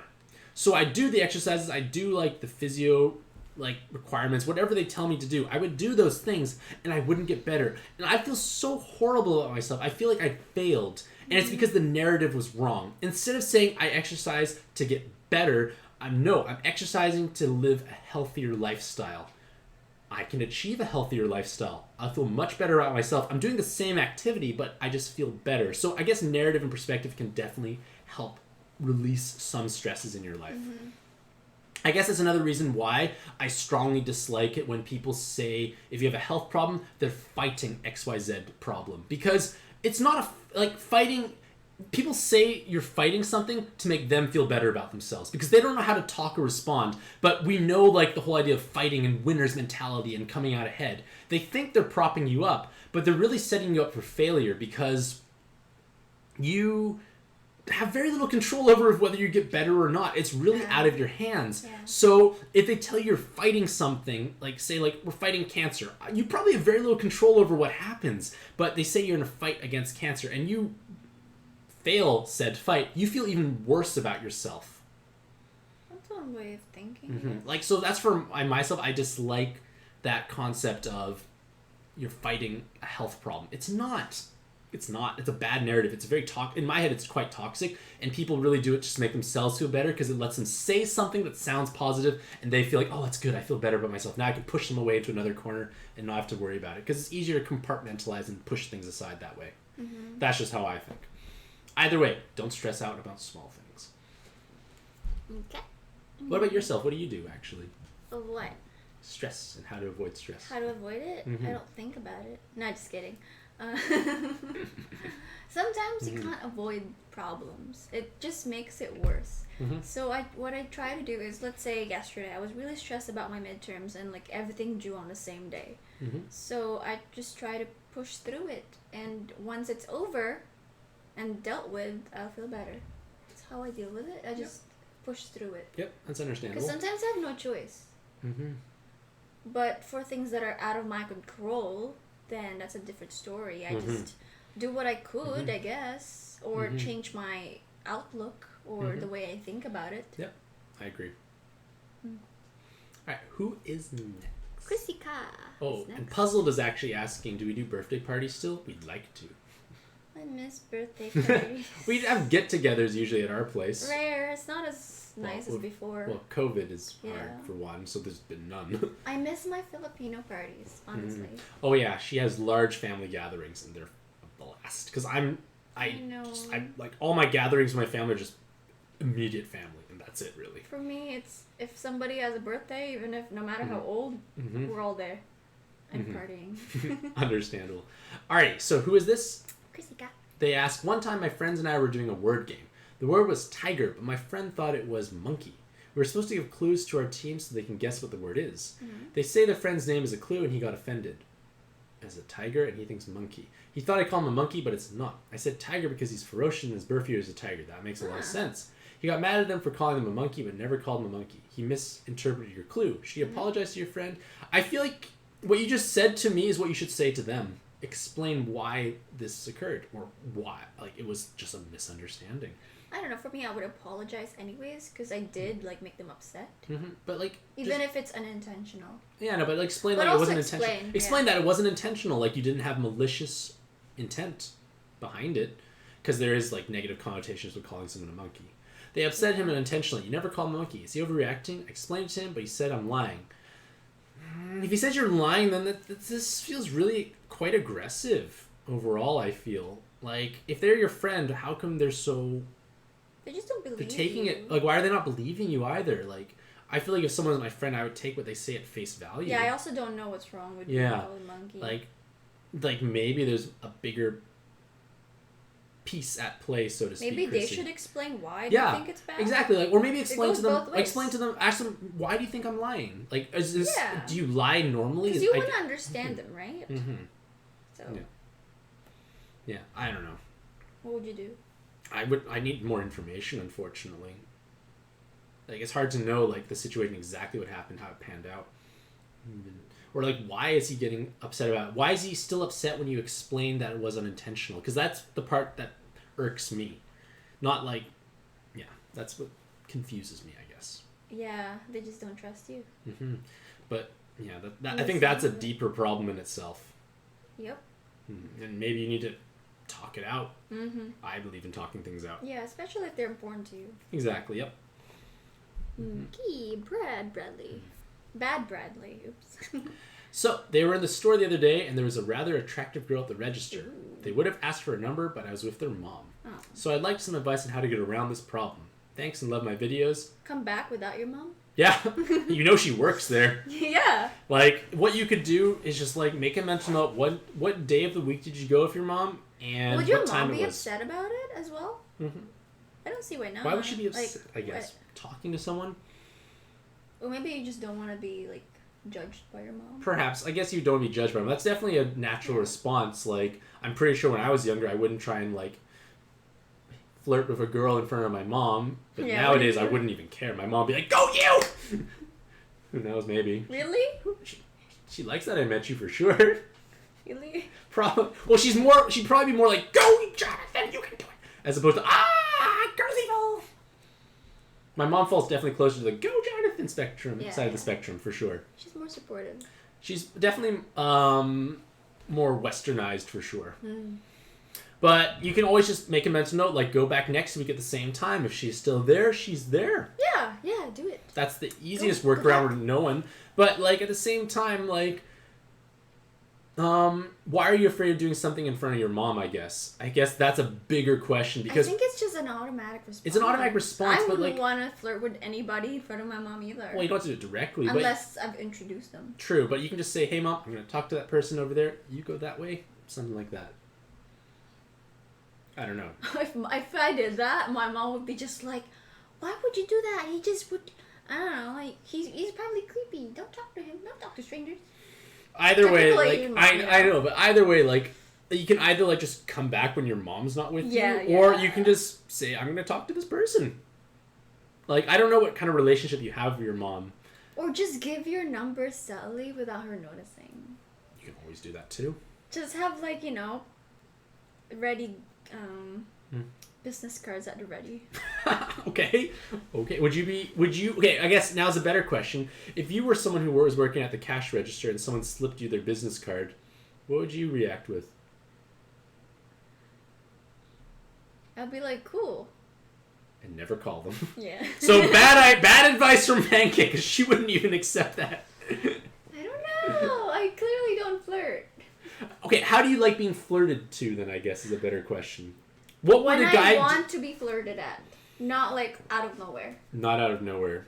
That's why when I was on Tinder back then, I was okay with being flirted with because I know, like, it's gonna happen because I'm on a date with somebody. Yep, of course. It's almost expected. So, But usually when a guy comes up to me, like, I should feel flattered, I guess, but my automatic response is to be, like, creeped out. I don't know why. It's just like, oh, I have a boyfriend, automatically. Okay. Something like that. Or a fake name, or I'm with somebody. Okay. Yeah. Although, I don't know why that's my response. I know, but I guess what better be like, what would make you receptive to it? I guess you say to be in the mood. But I guess, like, if someone's at work, maybe they don't want to be, like, ambushed at work in that sense, perhaps. Maybe that's what it is. Yeah. But then again, when would be an appropriate time to approach you, let's say, if you were single and ready to mingle? I don't know. That's okay. That's okay. I guess it also depends on how friendly the person is. If he doesn't seem creepy, maybe. Maybe. Okay, so look less creepy, act less creepy. Good advice all around. Thank you. I feel like most of us might have known that. Not sure why, but, like, just, like, creeping in the eye. Not necessarily as smooth I'm as... so bad at giving advice. That's why the questions are for you, okay? No! Dukester likes the fact that we do this together, actually. Okay. Let's go to the next question. Okay, moving on. Big Teddy. Would I prefer to live in the cold or hot weather? Cold. Cool. Cool. Vancouver's a I pretty want good both. mix. Vancouver's a pretty nice temperate both. mix. But, like, I would not like hot weather because it's I difficult like to sleep. mild winters and cool summers. Yeah, that's a good way to put it. My ideal weather is like 14 degrees and sunny. Sounds but good. with a cool wind. Yeah. Yeah. So demanding. So that way you can wear, like, a nice, like, sweater or a jacket, look all dressed up still. Yeah. Yeah. And for me, it'd be I can sleep easier because it's cooler. Yeah, I like that. Have I experienced midnight sun before? No, we're not far enough north for that. You can potentially in some parts of Canada, but you have to be much further north. How is Canada? Canada is large and vast. Yeah, Vancouver is great. Is quite Rains a a temperate lot. balance.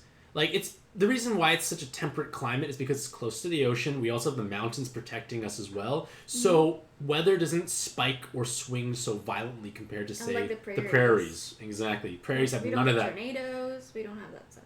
We have very mild, like, it just might rain hard, and that's all it is. But yeah. It rains often. Yeah. Not as often as before, actually, I noticed. We have a lot more sunnier days these days. Perhaps. That's great. Yeah, perhaps. I noticed that. I don't go out as often, I guess, so maybe that's why I don't Well, notice. you'd notice. I do, but it doesn't impact me as much. I guess not. Is the culture different? Different than where, I guess? If it's different It's to America, multicultural here. hard to say. American and Canadian culture are pretty blended Yeah. to a certain extent, I'd say. It all Also, depends. it depends where you are in Vancouver. Richmond is very Asian. Surrey is very Indian. It's much more Indian compared to other areas, for sure, yeah. And Queensboro, too. Vancouver downtown is mixed. Very mixed. Chinatown is Chinese. Yep. Wow, that was... Thank you. Alrighty, what is next? I feel like Gastown is hipster. I feel like the longer you stay in this question, the more wisdom you're going to spew out. And, like, do you really want to, like... In Chinatown, Chinese. Okay, bye. No, don't leave me! This is a question for you. kid, Charlemagne. Mm-hmm. Have you played Animal Crossing before? Yes, it's a really fun game. Oh, yes. Tell me why. Because you get to build houses and, like, have new neighbors, and you get to pick weed, sell weed. Not that kind of weed. No. Jeez. Panky encouraging the use and sale No! of... Nope. You get recipes and you build things, you collect Will ingredients. you make a dish for me tonight, speaking It's of recipes? not cooking. We never cook in the game. That's weird. I don't know how I survive. I don't eat. It's magic. It's weird. I get mortgage debt. I pay off the debt by selling like weird random stuff I found on the ground. Mm-hmm. So in summary, it's a great game. You get to buy and sell weed. You get mortgage debt. No, it's because I did a lot of weeding today. It's So, not that kind of weird. Those are the takeaway messages I feel from Animal Crossing. Great game overall. It's fun. All right, how do you stop bullying others? Do not. You just stop? What's the difference between gaslighting, manipulating, and disciplining others? Well, gaslighting, manipulating is you're doing it for your own benefit. That's what I think, at least. Whereas disciplining is to educate them that they have bad behavior. That's my belief. But what if they think they're disciplining you, but they're not? It's just for their own gain, which is in fact gaslighting. Maybe. How do you go around that? They think they're in the right. Who thinks they're in the right? The person disciplining somebody, or in fact, it's actually manipulating them. Well, they think they're doing it for the other person's benefit, but it's really for theirs. Or they don't know that. It's for them and not for the Yes. person they're disciplining. Yes. That's a bit harder to deal with. That has ignorance involved as well. Yeah.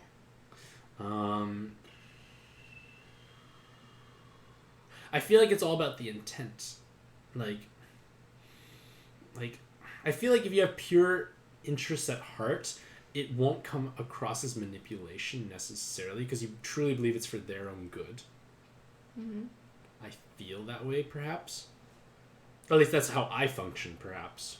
But then again, I know not everyone functions But in that what if manner. they're unreasonable about, like, it's something that they can't control? I guess... But they gaslight you anyways. I guess context helps for this kind of question with these edge scenarios. Like, yeah. They're both telling their victims the reality is false. How do you discipline your child if you have a kid? How would you do it? Bring out the slipper? No! I don't want to bring out the slipper. That hurts. They will, like, just be scared of me. Mm-hmm. No, I want to educate them about, like, what the consequences of their behavior is. Mm-hmm. Yeah, and showing that actions have consequences. That's very important. Mm-hmm. And also be considerate of others. Mm-hmm. Don't just, act selfishly and scream while not being mindful of your surroundings. Understandable, yeah. Okay. But yeah, like, I would definitely try and highlight that actions have consequences. And even just, like, role-playing it out. And we can reverse the roles. And I'll ask them, how does that make you feel? Yeah. Oftentimes they might feel bad. And be like, well, you make me feel bad. Is that what you want? At least I like to think my kid will have enough cognitive functioning to, like, grasp this early on enough. Because that's how I would try and deal with them. It's how, like, Japanese moms discipline their kids. That's how I learned about that. Mm-hmm. Like, they're very polite and mindful of their surroundings. Mm-hmm. Yeah. All right, what is next? Sandy Chu. Have I ever traveled before? What places have I traveled to? I've only really truly traveled to China, like Beijing and Hong Kong, like for like 2 weeks, maybe like 7-8 years ago, and You've then been to Seattle. and I've been to Seattle as well, and I went to Portland once with my friend, but other than that, within the last 15-20 years, that's all the travel I have done, if I think about it. Not much. I'm not a huge travel person. I never had the travel bug. Never saw, like, the joy of... I considered being a flight attendant. Oh, yeah? Yeah. Oh. But I realized it's just a glorified waitress. Mm-hmm. So nah. Mm-hmm. Understandable. But it's cool that they get to travel for free. They get to see the world. Yeah. It's hard when are in a relationship, though. Oh, yeah, for sure. Unless you're both doing the same thing. If you're still In the same company. On the same plane. Yeah. And is Canada the only continent that you've been in? No, like I said, was in Asia very briefly once. And technically, I have traveled the world when I was between the age of 0 and 1, which my mom my mom likes to constantly remind me because my parents went on like a world trip for some reason with me of all places. On a cruise or something? No, that like when I was 0 or 1, like. Where did they go? What do you mean? Like, we went to, like, they saw their relatives in Asia and Europe, everywhere. They went all over the world. I was all over the world between 0 and 1. Technically you were, but you didn't get to experience No, it. exactly. So my body has been in multiple places. You were just crying and pooping. My body's been to different places. My mind hasn't. If I like traveling, should I consider being a flight attendant or a tour guide? They travel for free? Yeah, if you definitely... Travel is of interest in you. Why not make it so your job overlaps with that and facilitates it? I think that's great. What do you think? Yeah. Yeah, as long as if you were keen on it. Yeah, like just obviously be aware of the pitfalls that Pancake mentioned of like it's hard to be in a relationship, etc. Yeah. Mm-hmm. All right, who is next? Joe. We're almost at the end, ladies and gentlemen. This has been 3 hours. What? If I'm hungry. I'm so hungry too. I really want to eat something now. Well, or almost there. I can see it's almost at the end. If you're 60 years old and is dating a 23-year-old, people will shame you for that. Should you continue dating her? They keep thinking you're just using her for clout and fame, but you really are in love with her. If people keep doubting you, what can you do in your situation? What's the best action? To me, that's unusual for sure. It is unusual. Maybe that's why people shame. Yep. Like... For that reason, it's because it's like, oh, you're too old. Or like the whole concept of gold digging is on everyone's mind. Yes. Mm-hmm. But if you really think she's in love with you and you're in love with her, I don't see anything wrong with being together. Yeah.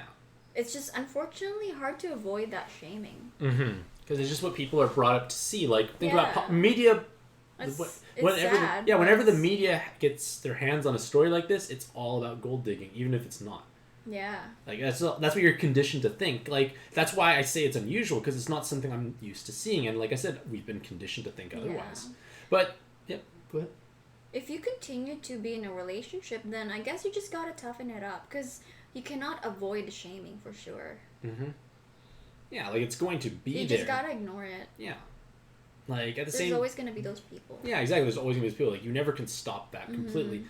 But, like, it's definitely going to be a challenge for sure, because, like I said, I feel like a lot of things that bring people together is overlapping aspects of their life. Like, being in the same life stage as each other. Mm-hmm. And, like, that's definitely going to be problematic, because let's say in 20 years, where are you guys going to be? 43 and 80, or dead, as bad as it sounds. No, I'm dead serious. Like, it's actually a relevant thing. And that's definitely going to be a problematic aspect for sure. And guys have shorter lifespans than women, statistically. Statistically, yes. Alright, who is next? Channel surfing. Do you think we'll ever make a civilization on Mars? Why not?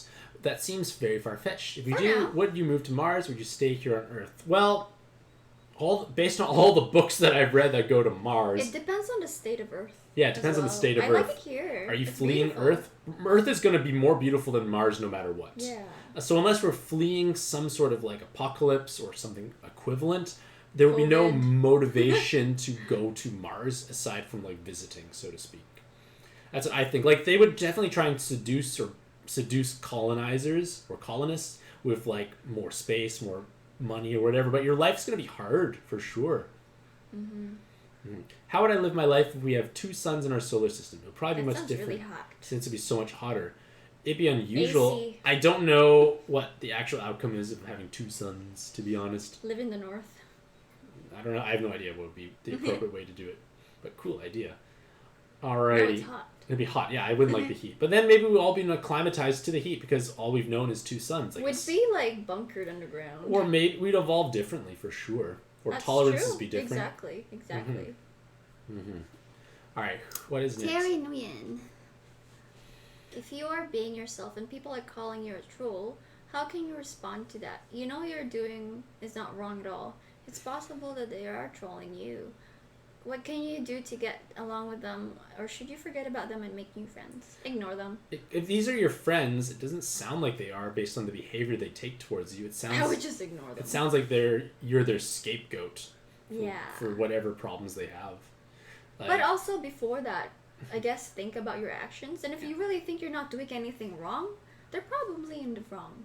But also, think. like, if you like, maybe it's also possible you could be in the wrong. You're just not aware of it. Maybe talk to them about it. Like, ask them why. Yeah, ask them, why do you think I'm trolling? Because you can explain why you think you're not. And if they just say, oh, you're trolling, they don't want to engage in conversation, that's just immature on their end, and that's toxic, and you should not have to deal with it, I think. They should be able to say why and how. Yeah, good. Yeah. Mr. Uptown is next. Yep. If a girl is into you, how can you tell if she is truly busy, but into you or not interested? There are some long-distance couples who meet like maybe 12 times a year. At what point do you think you should date other girls? Well, you both need to be happy with whatever situation you're in. And loyal? And loyal, you're supposed to have to be both accepting of the situation and saying this is the way it's going to be. Yeah. And in terms of showing interest or no interest, Mr. Uptown, it's about, like, if they reciprocate. Like, is it always you making all the initiation, all the effort? Like, from all the other relationship-based questions beforehand, they ask, like, if I try and message them, like, what's desperate, etc. Like, if you try and make the effort and they do, and they respond back, great. But if, like, you keep trying and they don't reciprocate, that's an indication that this is not going anywhere. What do you think? Yeah, I guess. But what can you do when you're so far? Yeah, It's a long distance. But then if you're unhappy, then that comes to the next part, like when you start dating other girls. If you're unhappy and truly unhappy, you need to end the relationship. But don't start dating other girls behind their back. That's wrong. You need to make the conscious decision of, I want to end this. And you have to tell them. You can't just do it in your head and not tell them. That's what I think. What is the general rule of thumb? You feel that you might be wasting your time on a girl. You want to spend time with her, but she just said she's been busy. Does she at least try and make time for you? Does she try and offer alternative windows? Like, if you give her, like, A, B, C options, does she give you a D if she can't make A, B, or C? Like, if she just keeps saying no, no, no, no, no, and just leaves it at that, that's an indication that she is not interested. Because it's highly unlikely someone has absolutely no time possible. It's just a matter of allocating time, and you're just not important enough if that's the case. As bad as it sounds. That is true. Yep. Would it be cheating if you see other girls while waiting for her to open up her schedule? It would be if you don't communicate with her. Mm-hmm. You do want to see other girls since she is not meeting your relationship needs. Well, then, if she's not meeting your relationship needs, you should end it. Yeah. That's the thing. It's only fair. Mm-hmm. For both. Who is next? Tina Kennedy. If you have 3 wishes, what would you wish for? You can't wish for more wishes. What would you wish? I know the answers. What is it? Tell me. Pain to go away. Oh, that's one for sure, yeah. Finding a way to be content and happy. I was going to say that next. Somehow. Because it's so hard to be, like, fully happy. And content. And not want any more. It's difficult. It's hard to be content of what you have. It's like that movie. Finding Happiness? No. I don't know. But, like, we always definitely want more. Like I said, for pads, like, you get to rank 1,000. Well, what's next? Go to more. Like, it never ends. And that's kind of similar to life. And then the people that are important to me are taken care of. Oh, I think those 3 would be good. Because then I'm content and taken care of. They are, and I'm not in pain. Those are good for me. Yeah. What will be your last wish? Because technically you can do content for yourself and others. But what was your third wish? I was going to say $1 million, but... That's it? No. That's it? Money will run out. Mm-hmm. Same thing as you. Yeah. I do wish that for you. You're the best, that's why. Yeah. And we're in this together, so... Exactly. All right. Package deal. How do you get people to be more comfortable with you? You're an introvert and you've had a hard time introducing yourselves to others. Well, ask others about themselves. People open up when they get to talk about themselves. Think of this. What do you want people to ask about you? And ask that to them. Half the time, people will default to saying, and what about you? To your question. And that way you get to really talk about what you want as well.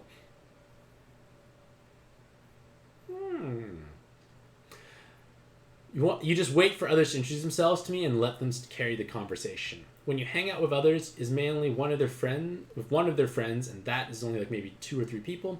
When you're in groups, you just stay quiet and observe the conversation, and sometimes just not pay attention to what others are saying. Are you like me, or are you an extrovert when you introduce yourselves to others and no problem? I don't have an issue introducing myself. I can be both extro and introverted as necessary. I'm very introverted. You're definitely much more compared to myself. Yeah. Mm-hmm. I avoid people. Yeah. They have a hard time introducing themselves to other people. They're a good listener. They enjoy one-on-one hangouts a lot more than group hangouts. Well, I like group hangouts. Yeah, group hangouts. It's easier. Well, like at least to me. It's easier to do because it doesn't require that one-on-one attention. But I think a good thing you could possibly do is just think of the questions you would want to be asked. Like, what are things that you would be interested in talking about, or those things, and then ask those to other people. And if they respond, they will open up about themselves, and maybe they'll even ask, tell me about you then. Yeah, it'll just snowball. Because everyone likes to talk about themselves. No one ever was upset going home at the end of the night thinking, dang, I talked about myself all night. Gosh darn. No, not really. Nope. But, like, the thing is, if you feel like you're just going to embarrass yourself, sure, it might be embarrassing at the time, but the thing is, you are just a blip on everyone's radar until you become an important part of their life. They'll move on within a couple of days, and I think most people definitely cringe at all the horrible stuff they may have done or said when they were younger, but no one else remembers it but you probably. Yeah.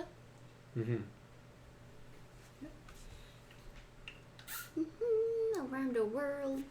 Around the world, they are considering just deleting their Facebook and all their social media accounts. They're starting to feel very empty inside. When they go on Facebook, it just makes them sad and unfulfilled.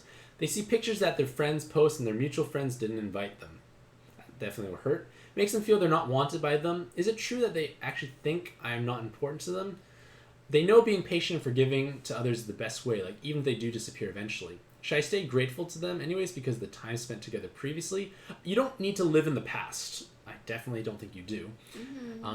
But let's going back. I feel like you for myself, I deleted my Facebook and I only use social media such as the YouTube to post said videos because that's kind of what I do. I only use it in that sense. I don't use it for personal reasons. I did not like the fact that I would open up social media and I'd see everyone else living their life to the fullest, or what I think is the fullest, because you're only seeing the highlight reel. Everyone's life is probably as mundane as yours most of the time. But on Facebook or what other media platform you do utilize, you can easily show the highlights, and you can definitely cultivate or curate a certain image that is unrealistic. That's true. So I think it's a negative aspect if it's a negative aspect in your life and it's harming you and hurting you, get rid of it. What purpose does it serve? If you feel unfulfilled and empty because of it, why do you keep doing it? It's easy to get sucked into for sure, but at the same time, if you cut it out of your life, you'll probably realize that it really wasn't that important. I got rid of all my social media stuff, and I have nothing to do really on my phone necessarily. So it's just less motivation to touch it, which means I have time for other pursuits. Because some people ask well, how do you have so much time to play solo board games? It might take an hour and a half, 2 hours to play one. I'm like, well, you enjoy it. I didn't spend an hour to 2 hours scrolling Facebook. It's where you allocate your time. It's where you allocate your time. And if you feel like it's not a meaningful way to allocate your time, do something else. But for how your friends and maybe it's just that group setting was not necessarily as overlapping with your interests, or maybe the friend group, those people that organize the event don't know you that well. Your friend could be Bob, and then Cindy is hosting a party, but you don't know Cindy that well. Cindy invited Bob. Bob can't necessarily invite you and all his friends because it's Cindy's party. It could be that possible situation, maybe. Possibly. Maybe. But you don't need to live in the past. You don't need to be grateful for people that have kind of dropped you out of their life at the same time. Again, I don't know the extent of this either. But if they've kind of dropped you out of their life, they don't try and keep in touch, they don't reciprocate in any way, you don't owe it to them because they don't care about you anymore, it seems, if that's the case. That's why they're asking about just deleting their social media. Do you think it's a good decision? Again, that's what I like. But again, Pancake loves her social media to a certain extent as well because it fulfills different aspects in her life, right? It's just a hobby. I don't take it too seriously either. I don't live for Instagram. So there's a difference. That's good, yeah. I set boundaries. Yep, that's important too. And they said they remember I used to have Facebook, and you're guessing you feel sad and unfulfilled by looking at your friends. Yep. I definitely feel you are not alone around the world. I'm pretty sure that people around the world feel the same way. Actually, one thing that might be of interest, if you have a Netflix account, watch The Social Dilemma. It's quite an eye-opener, and it will at least help validate some of these anxiety or uneasy feelings you do have, because it is it's almost it's not the intended outcome of those products, but it just happens to be a byproduct of those mediums. Do you think social media can be toxic to their health? What was the reason why I deleted Facebook? Basically, all the reasons above. Anything you'd like to add? I haven't deleted anything except for Twitter, because I'm not using it. So That's understandable. yeah, I don't feel upset when looking at my social media. I also try not to compare my life to others. Yep. Especially when social media is so not necessarily fake, but just exaggerated. Like everything good about their lives just exaggerated because that's the only thing you see. You don't see the mundane. Yep. You know? Completely agree. Well said. Alright. Who is the last question? Oh, is it the Oh. I can't even. I will figure it out. We cropped the image. Well, why is my mouse so sensitive? It's because I don't know. You pressed a button. You did. I know what button you pressed. It's this middle button. Don't press that. Why? This thing increases or decreases mouse sensitivity. Oh. Here. I didn't press. This is the last question or statement. Bradley Nakanishi. There was a cutie at a golf shop the other day. Ooh. And I was wondering if I should ask her for some private lessons, if you know what I mean. Well, if you're going to go for a hole-in-one, don't be silly and wrap your willy. P.S. I love you too. So, that concludes our question time. The longest one to date. Over double the duration of my previous one. I didn't expect it to go this long. But at the same time, it was kind of fun, wasn't it? It didn't feel that long. I actually started out with snacks, and now I'm hungry. I'm hungry. I'm really it was hungry a now. long time. I didn't really have that much of lunch. But either way, hopefully all you lovely ladies and gentlemen out there in the audience have a truly fantastic day. I wish you all the best luck in your own pad and life adventures. Any closing remarks you'd like to have? Happy puzzling? Happy puzzling. Yay! I can't wait for next month.